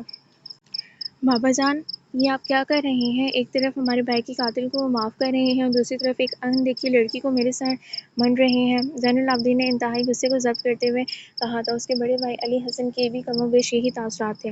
دیکھو زین، حاجی رب نواز اور دوسرے لوگوں کے اصرار نے مجھے ایسا سوچنے پر مجبور کر دیا ہے۔ میں نہ تو تمہارے بھائی کے قاتل کو معاف کر رہا ہوں اور نہ ہی کوئی اندیکھی لڑکی تمہارے سر من رہا ہوں۔ مجھے تو ابو ذر ریاض اور اس کے خاندان کو ذلیل کرنے کا ایک اور طریقہ ہاتھ لگا ہے۔ کیا مطلب ہے بابا جان؟ ہم لڑکی خون بہا میں اس لیے لے رہے ہیں تاکہ عدالت میں صلح کا بیان دیں؟ فیصلہ تو یہی ہوا ہے، لیکن ایک دفعہ زین اس لڑکی سے نکاح کر لے پھر دیکھو میں کیا کرتا ہوں۔ علی حسن نے پرسوچ انداز میں کہا تھا۔ بابا جان، کیا آپ بھی میری طرح یہ سوچ رہے ہیں کہ اس لڑکی کو گھر لانے کے بعد زین دوسری شادی کرے؟ اس طرح شادی تو زین کی صرف ایک ہی ہوگی اور وہ ہم بہت دھوم دھام سے کریں گے۔ ان دونوں بھائیوں کے چہروں پر الجھن کے تاثرات تھے۔ طاہر قیوم کا بزنس کافی پھیلا ہوا تھا۔ ان کی زوجہ سردار بانو کافی سادہ خاتون تھی اور طاہر قیوم معروف اداروں کے پڑھے اعلیٰ سوسائٹی کے پروا ور تھے۔ 3 بچوں کی موجودگی میں ان کی زندگی بالکل آسان تھی اور ایک فضائی سفر کے دوران ملنے والی فضائی میزبان سوزین طاہر قیوم کی زندگی میں آ گئی اور سردار بانو کی کوئی جگہ نہ رہی۔ علی حسن اور زین العابدین کانوینٹ میں زیر تعلیم تھے، البتہ عمر مبارک کافی چھوٹا تھا۔ طاہر قیوم نے بچے اپنے پاس ہی رکھے تھے۔ عمر مبارک پر ابتدا میں کوئی توجہ دینے والا نہ تھا۔ طاہر قیوم نے اسے لاڈ پیار تو دیا مگر ماں کی تربیت نہ دے سکے۔ ان کے لاڈ پیار کے نتیجے میں وہ ہاسٹل کی ڈسپلنڈ لائف سے گھبرا کر روتا۔ نتیجے میں طاہر قیوم اسے گھر لے آئے۔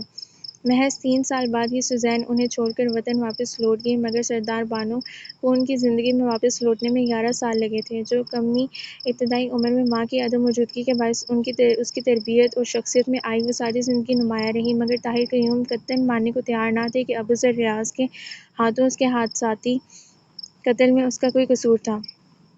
اب جب فواد صدیقی نے جوڑ توڑ کے بعد انہیں صلح پر آمادہ کرنے کی کوشش کی تو وہ بامشکل خون بہا پر رضامند ہوئے تھے، مگر یہ بھی ان کی ایک چال تھی۔ صلح کے فیصلے کی روح سے عرفہ ریاض کا زین العابدین سے نکاح ہو گیا اور رخصتی کورٹ میں صلح کے بیانات کے بعد ہونا طے پائی تھی۔ میرا خیال ہے حاجی صاحب آپ فون کر کے پتہ کریں کہ وہ لوگ ابھی تک پہنچے کیوں نہیں ہیں۔ فواد صدیقی نے تیسری بار حاجی رب نواز کے پاس آ کر کہا تھا۔ وہ سب احاطۂ عدالت میں کھڑے دوسری پارٹی کے افراد کا بے چینی سے انتظار کر رہے تھے اور انتظار کی گھڑیاں طویل ہونے لگیں تو ان کی بے چینی بھی صفا ہونے لگی، کیونکہ دوسرے فریق کی احمد کا نام و نشان نہیں تھا۔ وہ پنچایتی افراد کے سرپنچ کے ساتھ عرفہ کو عدالت لے کر آئے تھے، جہاں صلح کے بیانات کے بعد عرفہ کو طاہر قیوم کے خاندان کے ساتھ چلے جانا تھا۔ میں 2-3 دفعہ کر چکا ہوں۔ طاہر صاحب کا نمبر بند ہی جا رہا ہے، اس نے موبائل نکال کر دوبارہ ڈائل کرتے ہوئے کہا، اور جب عدالت کا وقت ختم ہوا تو سب کے چہرے فک تھے۔ طاہر قیوم کی طرف سے یہ چال تو کسی کے وہم و گمان میں بھی نہ تھی، نہ ہی اس علاقے میں قبائلی جرح کی طرح پنچایت اتنی مؤثر تھی کہ زبردستی کسی سے فیصلے کو منوا سکتی۔ میرا خیال ہے ہمیں گھر واپس جانے کے بجائے طاہر قیوم کے گھر جانا چاہیے۔ یہ کئی زندگیوں کا ہی نہیں ہماری عزتوں کا بھی سوال ہے۔ واپسی کی بات کرنے پر حاجی رب نواز کے ساتھ ساتھ ایک اور سرپنچ نے بھی رائے دی تو سبھی نے اتفاق کیا تھا۔ اگر طاہر قیوم نے ابوذر ریاض کے خاندان کو ذلیل کرنے کا نیا طریقہ سوچا تھا تو یہ طریقہ یقیناً کارگر ٹھہرا تھا۔ اگرچہ عرفہ نے یہ قربانی بائی کی بریت کے لیے دی تھی، مگر دل کے نہال خانوں میں یہ سوال بھی اس کی قسمت پر آنسو بہا رہا تھا، کیا ایسی رخصتی بھی کسی کی ہوئی تھی یا ہوئی ہوگی، یا خدا اس ذلت کے ساتھ رخصت ہونا کسی کا نصیب نہ بنانا۔ اس کے دل سے آہ نکل رہی تھی، دل میں اندیشے سر اٹھا رہے تھے، کیا یہ قربانی اس کے بھائی کی بریت کا سبب بن سکے گی؟ اور اس سوال کا جواب اسے قیوم ہاؤس کے گیٹ پر ملا تھا، جہاں یہ قافلہ 3 گھنٹے رکا رہا تھا، مگر باوجود سب کے اصرار کے گھر کا کوئی فرد ان سے بات کرنے نہ آیا تھا۔ صرف ملازمین تھے جو بار بار آ کر بتاتے، صاحب لوگ گھر پر نہیں ہیں، مری گئے ہیں، کیوں گئے ہیں اور کب واپس آئیں گے، یہ انہیں معلوم نہیں تھا۔ ابوذر ریاض کی سزا کے خلاف سپریم کورٹ میں اپیل کر دی گئی تھی اور گزرتے ماہوں سال نے ایک اتفاق کی صورت عرفہ کو زین العابدین کے سامنے لا کھڑا کر رکھا تھا، وہی زین العابدین جس سے اس کا کوئی رشتہ نہ تھا یا پھر سارے رشتے اسی کی ذات سے جڑے تھے، بس یہ تھا کہ وہ کسی رشتے کو ماننے کے لیے تیار نہ تھا۔ یہ کیا کام تھا کہ اس کا سارا خاندان اپنے انتقام پر پورا اتر رہا تھا، مگر عاصم رضا کے مشورے نے عرفہ کو سوچنے پر مجبور کر دیا تھا۔ کیا پتہ اس کی بات سن کر وہ کم سے کم اپنے رویے کے بارے میں سوچنے پر مجبور ہو جائے۔ وہ ایڈمن آفس کے باہر باغیچے میں کھڑی پودوں کے پتے نوچ کر پھینک رہی تھی۔ اس کے اضطراب کا یہ عالم تھا کہ اسے خود بھی اپنی حالت کا احساس تک نہ تھا۔ کافی دیر وہ انتظار میں کھڑی تھی کہ آفس خالی ہو تو وہ اندر جا کر بات کرے۔ بیٹا، آپ یہاں کیوں کھڑی ہیں؟ چوکیدار کافی دیر سے اسے یہاں کھڑا دیکھ رہا تھا، اس کے پاس آ کر پوچھ رہا تھا۔ کچھ نہیں بابا جی، مجھے سر سے بات کرنی ہے۔ تو آپ اندر چلی جائیں۔ چوکیدار کے کہنے پر وہ ناچار آفس کی طرف بڑھی، مگر اندر بیٹھے 2-3 اسٹوڈنٹس کو دیکھ کر اندر جانے کی بجائے آفس کے سامنے سے گزر کر آگے چلی گئی تو چوکیدار نے اسے حیرت سے دیکھا تھا اور کندھے اچکا کر واپس بینچ پر جا بیٹھا تھا۔ تھوڑی دیر بعد واپس پلٹی تو اسٹوڈنٹس آفس سے نکل رہے تھے۔ کافی حوصلے کا مظاہرہ کرتے ہوئے اس نے آفس کے اندر قدم رکھا تھا۔ سر، میں اندر آ سکتی ہوں؟ نو، اس نے فارمیلٹی کے طور پر کہا تھا، مگر زین العابدین کا یک لفظی انکار سن کر وہ جہاں کی تہاں رہ گئی۔ سر، مجھے آپ سے بات کرنی ہے، اس نے وہیں کھڑے کھڑے وضاحتی انداز میں کہا، اور مجھے آپ کی کوئی بات نہیں سننی۔ سابقہ لہجے میں کہتے ہوئے اس نے ٹیبل پر رکھے فون سیٹ کا ریسیور اٹھا کر نمبر ڈائل کرنا شروع کیے تو عرفہ واپسی کے لیے مڑ گئی۔ اس کی زندگی میں امید کا پنچھی نہ پہلے تھا نہ اب، لہٰذا اس کے اڑانے کا تو سوال ہی پیدا نہ ہوتا تھا۔ زندگی بس ویسی ہی تھی جیسے پچھلے 3 سال سے اذیت کی بھٹی میں سلگتی، ناامیدی کے دامن میں پناہ لیتی، آنے والے وقت کے خوف میں جکڑی ہوئی، قسمت کے اندھیروں سے الجھتی ہوئی، اور ان اندھیروں میں امید کا چراغ روشن کرنے والا کوئی نہ تھا۔ ایوارڈ سیریمنی فنکشن کی ڈیٹ فکس ہوتے ہی میڈم مائرہ نے ان سب کو طلب کیا تھا۔ بچوں، آپ لوگوں کو پتہ ہے نا کہ کالج کا اینول فنکشن سر پر ہے؟ یس میم، ہم نے ڈریسز سلوانا شروع کر دیے ہیں، نمرا نے اجازت سے کہا تھا۔ ورائٹی شو کی کمپیئرنگ کے لیے ایک تو آپ کے بھائیوں میں سے ہوگا، ایک آپ لوگوں میں سے ہو جائے۔ میرا تو کوئی بھائی ہی نہیں ہے، فضا نے پریشانی سے آنکھیں پھیلا کر سرگوشی نما انداز میں کہا تھا۔ بدتمیز، کلاس فیلوز کو بھائی کہہ رہی ہیں، عرفہ نے ڈپٹا تھا۔ کو ایجوکیشن میں ہم بلا بھائیوں کے ساتھ پڑھتے آئے ہیں، کمال ہے آپ سب لوگ لوئرس بنتے جا رہے ہیں، اتنی خاموشی کیوں ہے؟ میڈم نے حیرت کا اظہار کیا تھا۔ یہ فضا بہت بولتی ہے میم۔ نو، میں بالکل نہیں بولتی، اور آئندہ تو بالکل نہیں بولوں گی، آئی پرامس، مجھے یہ سزا نہ دی جائے بولنے کی۔ فضا نے فوراً ڈرنے کی ایکٹنگ کی تھی تو میڈم نے گھورا تھا۔ شبنم ٹھیک رہے گی میم، اس میں بہت کانفیڈنس ہے، اور میم پلیز مجھے گھر سے الاؤڈ ہی نہیں ہے، اس نے فوراً ٹوکا تھا۔ عرفہ نہ صرف اچھا بولتی ہے بلکہ ریجنل لیول پر ڈبیٹر بھی رہ چکی ہے۔ فضا نے اظہار خیال کیا تھا۔ میم، میرا تو فنکشن میں آنے کا ارادہ ہی نہیں ہے، میرا خیال ہے کمپیئرنگ کر لوں گی، اگر کوئی کمی بیشی ہوئی تو ساتھ پرنسپل صاحب کو لے لوں گی، آپ لوگ آرام سے تشریف رکھیے گا، مہمان خصوصی کے ساتھ۔ میڈم مائرہ کو حقیقتاً غصہ آ گیا تھا۔ پلیز ڈونٹ مائنڈ میم، ہم ابھی آپ کو ڈیسائیڈ کر کے بتا دیتے ہیں۔ سب سے پہلے عرفہ نے معذرت خواہانہ انداز میں کہا تھا۔ اوکے، آپ لوگ جا سکتے ہیں، میڈم نے ہنوز پھولے منہ کے ساتھ کہا تو وہ ایک دوسرے کو گھورتے باہر چلی گئیں، اور سب کے پاس ایک سے بڑھ کر ایک بہانے تھے۔ سب کا اصرار تھا کہ عرفہ ڈبیٹر رہ چکی ہے، لہٰذا یہ کام صرف اس کے بس کا تھا، اور جہاں تک میٹر لکھ کر دینے کی بات ہے تو وہ ہم مل کر لکھ دیں گے، تمہیں صرف اسٹیج پر بولنا ہوگا کیونکہ یہ ہمارے بس کی بات نہیں ہے۔ اور عرفہ، جس نے بہت کانفیڈنس کے ساتھ پروگرام کی ابتدا میں مائک سنبھالا تھا، جیسے اپنی ساری چوکیاں بھول بیٹھی تھی، قاری مجاہد کے ذرا سے دیر سے آنے پر یا پھر زین العابدین کے ایک فقرے نے جو اپنی نفرت کے اظہار کا کوئی موقع ہاتھ سے نہ جانے دیتا تھا، چاہے اس کے تنفر بڑی نگاہیں ہوں یا پھر کوئی طنزیہ استہزائیہ فقرہ۔ مولوی صاحب میرا نکاح پڑھانے گئے ہیں، دیر سے آئیں گے۔ کوئی نہیں جانتا تھا کہ یہ فقرہ کس کے لیے تھا، اور جس کے لیے تھا اس کے ارد گرد گونج رہا تھا۔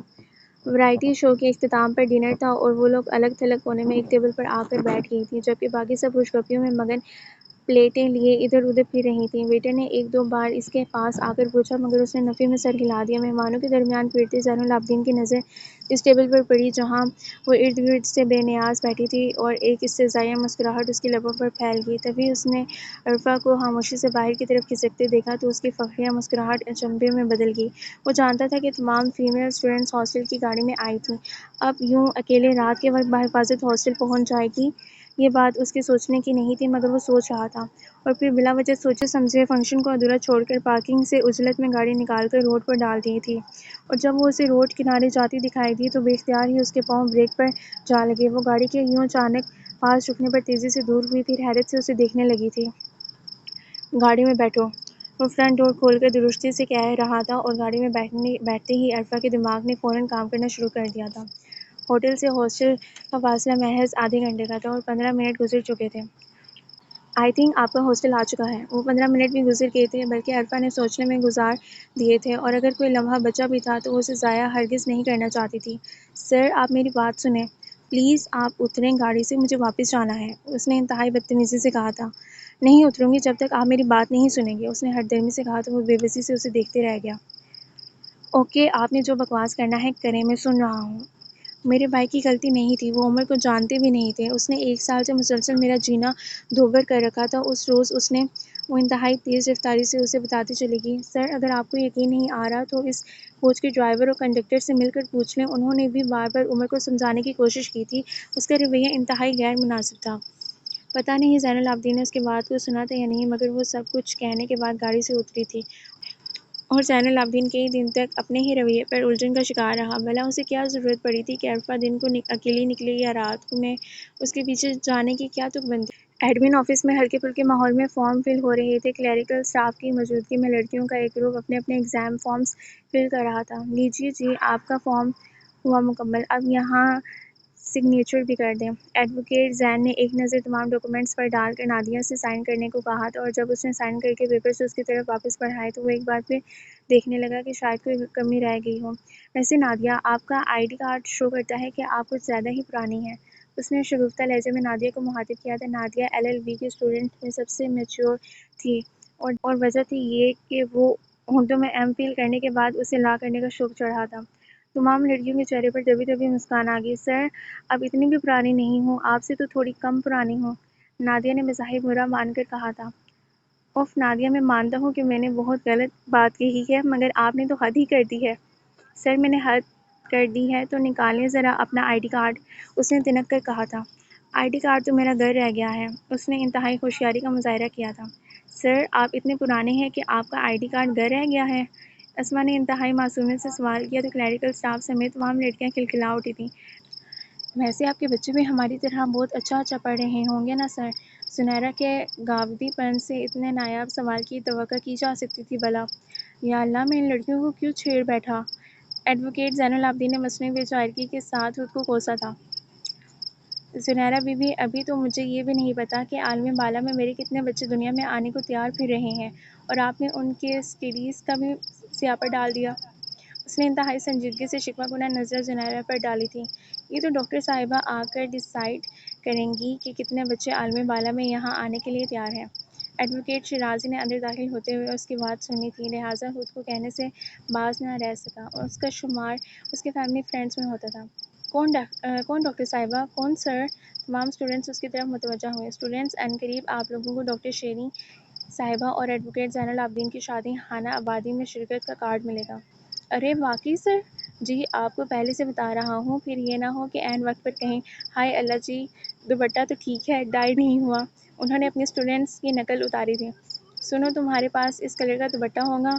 تمام لڑکیاں بے ساختہ ہنسی تھیں، جبکہ عرفہ ریاض نے پہلے تو فک چہرے کے ساتھ ایڈوکیٹ شیرازی کو دیکھا اور پھر زین العابدین کو۔ اس کی آنکھوں میں نہ جانے کیا تھا کہ زین العابدین نے جلدی سے نگاہیں چرائیں، مگر اگلے کئی روز تک وہ سوچتا ہی رہا، اس پل عرفہ کی آنکھوں میں کیسا تاثر بھرا تھا، دکھ کا، خوف کا، تعجب کا، یا پھر سب کچھ لٹ جانے کا؟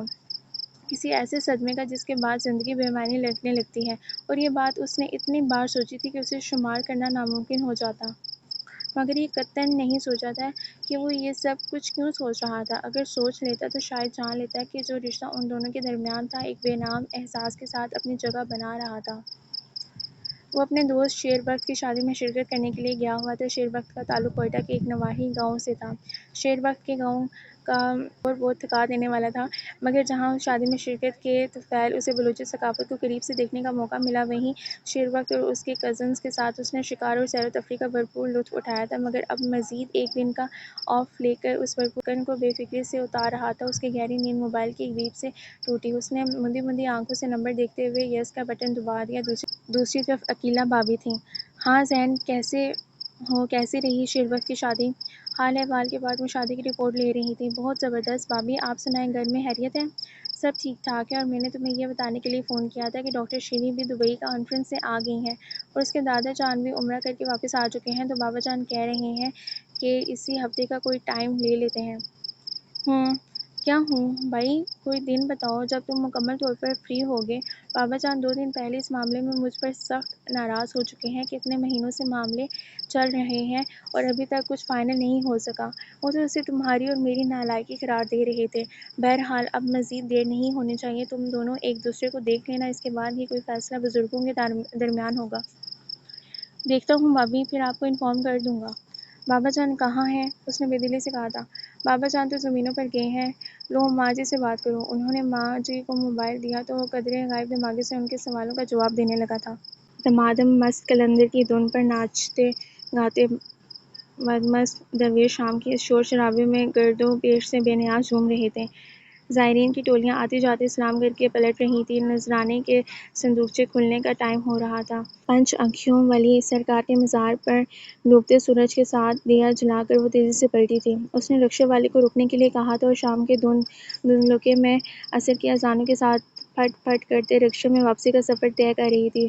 سیاہ سیوک اکارٹ کی ڈرائیونگ سیٹ پر بیٹھے زین العابدین کی نگاہ بے دہانی اس پر پڑی اور پھر اس سے گرد و پیش کا دھیان کم ہی رہا تھا۔ وہ بھلا اس وقت کہاں سے لوٹ رہی تھی؟ یہ سوچنے کی ضرورت اسے قطعاً نہ تھی، مگر اس نے سوچا تھا، مگر اس قدر شدت سے سوچا تھا کہ اس کا دھیان کچھ اور سوچنے کے مقابل ہی نہ رہا۔ اس نے مناسب فاصلہ رکھ کر اس کا تعاقب شروع کیا تھا اور رکشہ ہاسٹل کی سڑک پر مڑا تو وہ تیزی سے کراس کر کے ہاسٹل کے گیٹ پر آ رکا تھا۔ عرفہ ریاض گیٹ پر آ کر اتری تو وہ گاڑی سے اتر کر اس کے پاس چلا آیا۔ یہ آپ اس وقت اکیلی کہاں گئی تھیں؟ بلا سوچے سمجھے وہ اس کا راستہ روک کر ترش لہجے میں پوچھ رہا تھا۔ میں تو ہمیشہ اکیلی جاتی ہوں، آپ آج کا کیوں پوچھ رہی ہیں؟ بڑے تحمل اور سکون سے اس نے جواب دیا تھا۔ میں نے پوچھا ہے آپ اس وقت کہاں گئی تھیں؟ اس نے لفظ اکیلی ہٹا دیا تھا۔ سر، مجھے کسی نے بتایا تھا کہ 7 جمعرات ڈوبتے سورج کے ساتھ 5 آنکھیوں والے سرکار کے مزار پر دیا جلانے سے بندے ہاتھوں کی ہتھکڑیاں کھل جاتی ہیں۔ میں نے سوچا جہاں میں نے زندگی کو گروی رکھ دیا وہاں یہ تو کوئی بڑی بات ہی نہیں۔ زین العابدین لاجواب ہو کر کھڑا رہا اور وہ اندر جا چکی تھی، مگر واپس پلٹنا اس کے لیے اتنا آسان نہیں تھا، اور واپس پلٹنے کے بعد بھی وہ بہت دیر تک حساب کتاب کرتا رہا۔ اس نے واپسی کے سفر میں عرفہ کو موسیٰ خیل کے قریب دیکھا تھا، اور 5 آنکھیوں والی سرکار کا مزار تو بہت آگے تھا، شاید 15-20 کلومیٹر۔ اس کا یوں تنہا رکشے پر جانا اور زین العابدین کی آنکھ جیسے لگتے لگتے کھل جاتی، اور اگلی جمعرات وہ ہاسٹل سے خاصا دور گیٹ پر نظر جمائے محو انتظار تھا کہ وہ باہر نکل کر رکشے پر بیٹھی تو اس نے گاڑی سٹارٹ کرتے ہوئے آگے بڑھا دی۔ اگر طاہر قیوم دیکھ لیتے جو قدم انہوں نے ابوذر ریاض کے خاندان کو ہموار کرنے کے لیے اٹھایا تھا، ان کا وہی قدم اب ان کے لاڈلے زین العابدین کو کسی طرح ہاگ چھاننے پر مجبور کر رہا تھا، مگر وہ نہیں دیکھ سکتے تھے۔ السلام علیکم بھابھی۔ سائلنٹ موبائل نے بار بار وائبریٹ ہو کر اسے پچھلے دروازے سے کلاس روم سے نکلنے پر مجبور کر دیا تھا۔ وعلیکم السلام عرفہ، کیسی ہو؟ میں ٹھیک ہوں، آپ سنائیں، خیریت ہے؟ بات کرتے کرتے وہ ساتھ میں خالی کلاس روم میں داخل ہو گئی تھی۔ ہاں خیریت ہی ہے، میں نے یہ پوچھنے کے لیے فون کیا تھا کہ اس سنڈے کو تمہارا گھر آنے کا ارادہ ہے یا نہیں؟ آپ بتائیں، خیریت تو ہے؟ قبل اس وقت کیوں پوچھ رہی ہیں؟ عیسیٰ کی طبیعت کچھ ٹھیک نہیں ہے تو رات کو بھی بھائی جان کو بلوانا پڑا ہے۔ میں سوچ رہی ہوں چند دنوں کے لیے امی کی طرف چلی جاؤں، کوئی ایمرجنسی؟ کیوں بھابھی، عیسیٰ کی طبیعت زیادہ خراب ہے؟ وہ ازحد پریشان ہوگی۔ ڈائریا ہو گیا ہے تو پھر ابھی تو میڈیسن دے رہی ہوں، دعا کرو بہتر ہو جائے، انہوں نے ہچکچاہٹ کے ساتھ بتایا۔ بھابھی، میرا اس ہفتے آنے کا قطعاً کوئی ارادہ نہیں ہے، آپ ضرور آنٹی کی طرف چلی جائیں۔ وقت بے وقت عیسیٰ کو ہاسپٹل لے جانا پڑا تو آپ کو سہولت رہے گی۔ اپنا پروگرام دل ہی دل میں کینسل کرتے ہوئے اس نے یقین دہانی کرائی تھی۔ فون بند کر کے وہ کچھ دیر تک یوں ہی بیٹھی رہی، پھر ایک دم ہی ٹیبل پر سر رکھ کر رو دی۔ بھابھی کی پریشانی کا خیال تھا، پیارے ننھے بھتیجے کی تکلیف کا احساس کیا، پھر یہ احساس کہ اس پر یہ وقت بھی آنا تھا کہ جب وہ ویکینڈ پر اپنے گھر نہیں جا سکے گی۔ اس کے تصور میں گھر پر بڑا تالا آ رہا تھا۔ گھڑی پر ٹائم دیکھتے ہوئے وہ اپنے آفس سے نکل کر کلاس روم کی طرف آیا تھا، مگر کلاس روم سے ایڈوکیٹ ذوالفقار صاحب کے بولنے کی آواز سن کر اندازہ ہوا کہ ان کا لیکچر ابھی جاری تھا۔ آفس کی جانب واپس جانے کے بجائے وہ انتظار کرنے کا ارادہ باندھ کر سامنے کلاس روم میں داخل ہوا، مگر ایک دم ٹھٹک گیا۔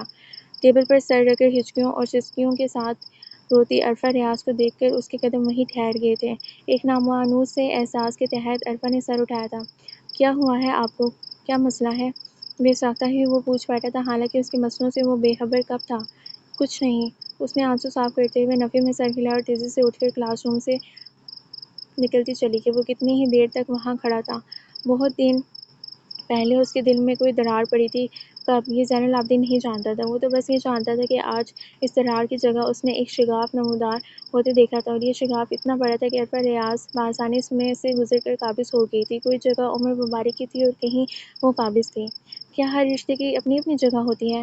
اس نے خود سے بار بار سوال کیا تھا۔ اگلے کئی دن تک، کئی ہفتوں اور مہینوں تک وہ بھابھی کو ٹال ٹال کر تھک گیا تو سب کچھ کہہ ڈالا۔ بھابھی، ہمارے خاندان کی عورتیں پردوں والی گاڑیوں میں، سیاہ شیشوں والی گاڑیوں میں سفر کرتی ہیں، اور وہ ہر جگہ میں برداشت نہیں کر پاتا۔ یہ نہیں کہ میں عمر کو بھول جاتا ہوں، مگر میرا دل چاہتا ہے کہ میں اس لڑکی کو بند کر دوں، میں اسے پابند کر دوں، قید کر دوں، وہ یوں کہیں بھی نہ جا سکے۔ اس کے چھوٹے چھوٹے بھتیجے ہیں، اس کے ساتھ آنے والا کوئی نہیں سوائے فواد صدیقی، اور اس سے بھلا اس کا رشتہ ہی کیا ہے؟ سب جاننے کے بعد عقیلہ بھابھی نے صرف ایک ہی بات کہی تھی، وہ لڑکی تمہیں کہاں ملی زین؟ تم جانتے ہو تمہاری اس بات کی بھنک بھی بابا جان کو پڑ گئی تو وہ طوفان کھڑا کر دیں گے۔ وہ بھلا گوارا کر سکتے ہیں کہ؟ اور طوفان آیا، پھر قیوم ہاؤس کے در و دیوار لرزا کر چھٹ بھی گیا، اور ہر طوفان کو چھٹ جانا ہوتا ہے اگر معاملہ اولاد کا ہو تو۔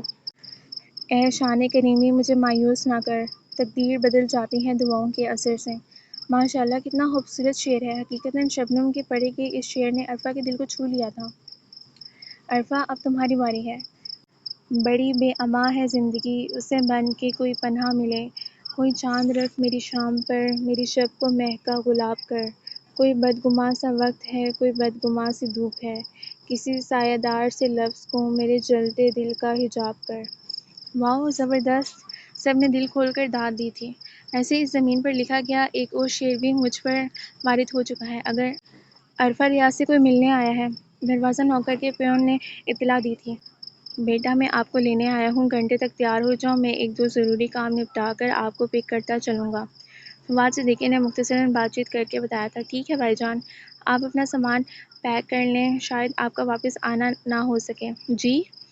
حیرت اور استعجاب سے وہ یہی کہہ سکی۔ اصل میں عمر مبارک کے والد صلح کا بیان دینے پر راضی ہو گئے ہیں۔ عرفہ کو پہلے تو اپنے کانوں پر یقین ہی نہ آیا، اور پھر خوف اور خوشی کے ملے جلے احساسات نے گھیر لیا۔ جو لوگ آتے ہوئے اس کے ساتھ آئے تھے، وہ مہربان چہرے کوٹ کے احاطے میں ہی رہ گئے تھے۔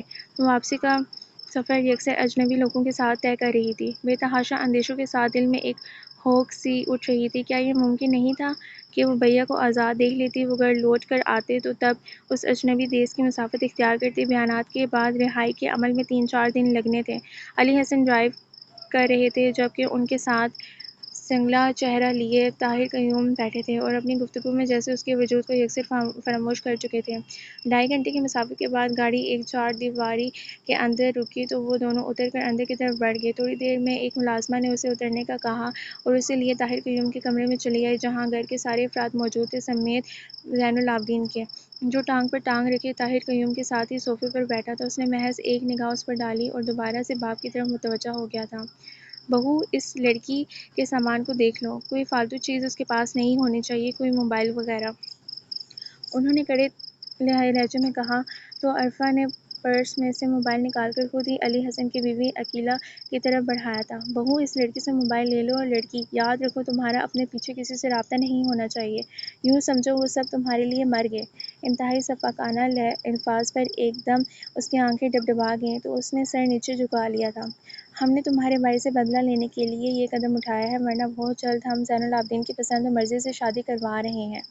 سچ یہی تھا کہ وہ اسی شرط پر راضی ہوئے تھے، اگر زین العابدین ان کی خواہش پر دوسری شادی کر لے اور اس لڑکی کو صرف انتقاماً اس گھر میں سسکتی زندگی گزارنے کے لیے لائے تو وہ صلح کے بیانات دے سکتے تھے۔ لے جاؤ اسے۔ بالآخر اس کی پیشی اختتام پذیر ہوئی۔ بھابی کھانا لگوائیں، مجھے تھوڑی دیر میں واپس جانا ہے۔ زین العابدین کے کہنے پر وہ کچن میں آئیں تو زین بھی عقیلہ کے پیچھے چلا آیا تھا۔ بھابی میں آج واپس جا رہا ہوں۔ ہاں تو جاؤ نا، میں نے کب منع کیا ہے؟ انہوں نے بے مروتی سے کہا تھا۔ مجھے اکیلے ڈر لگتا ہے، اس نے معصومیت سے بتایا تھا۔ اچھا کرتی ہوں، کہیں میری بابا جان سے بےعزتی نہ کروا دینا۔ اماں جان اس کو زین کے ساتھ بھیج دیں، یہ اکیلا رہتا ہے تو کوئی ملازمہ بھی نہیں آتی، کام کی سہولت ہو جائے گی۔ عقیلہ نے اماں جان سے پوچھنے کے درپردہ طاہر قیوم سے اجازت لینا چاہی۔ بیٹی جس کی چیز ہے وہی سنبھالے، اچھا برا جو سلوک ہے وہی جانے، اس کو کھانا دو اور ساتھ کرو اس کے۔ سردار بانو کے کہنے پر طارق قیوم نے ہنکارا بھرا، مگر خاموش رہے تھے۔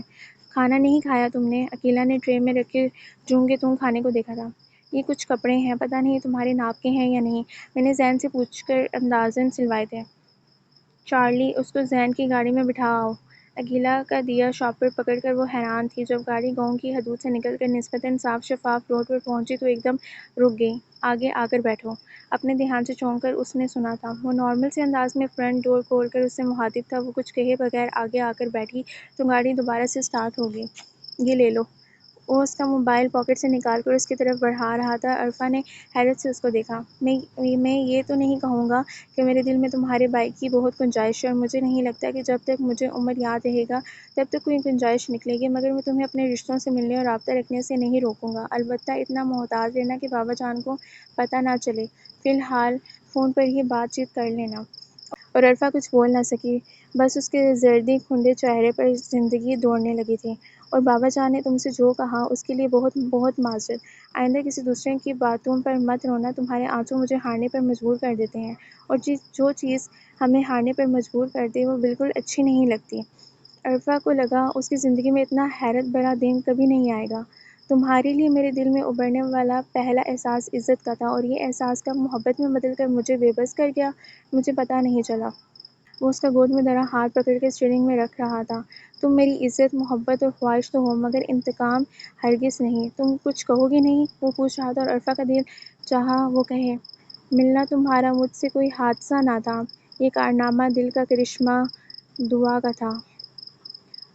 وہ گنگ سی خاموشی تھی، مگر اسے یقین تھا کہ یہ سفر زندگی بھر کا تھا، اور کبھی نہ کبھی وہ دل کو چھو لینے والے ان الفاظ کے سہارے اپنے جذبات کا اظہار کر سکے گی۔ ڈھلتی دوپہر کے سائے لمبے ہو کر ماحول کو ٹھنڈک بخش رہے تھے۔ گاڑی کے باہر کا موسم جتنا سہانا تھا، اندر کا اس سے زیادہ خوشگوار، اور ان دونوں کے دل اس سہانے موسم کی لے پر یکساں تال سے دھڑک رہے تھے۔ ختم شد۔ تو میرے عزیز لسنرز، یہ ناول تو اپنے اختتام پر، اگر آپ کو یہ ناول اچھا لگا ہے تو اس کو لائک اور شیئر کیجیے گا، اور میرے چینل کو سبسکرائب کریں تاکہ اس طرح کی مزید انٹرسٹنگ ویڈیوز آپ کو ملتے رہیں۔ Thank you.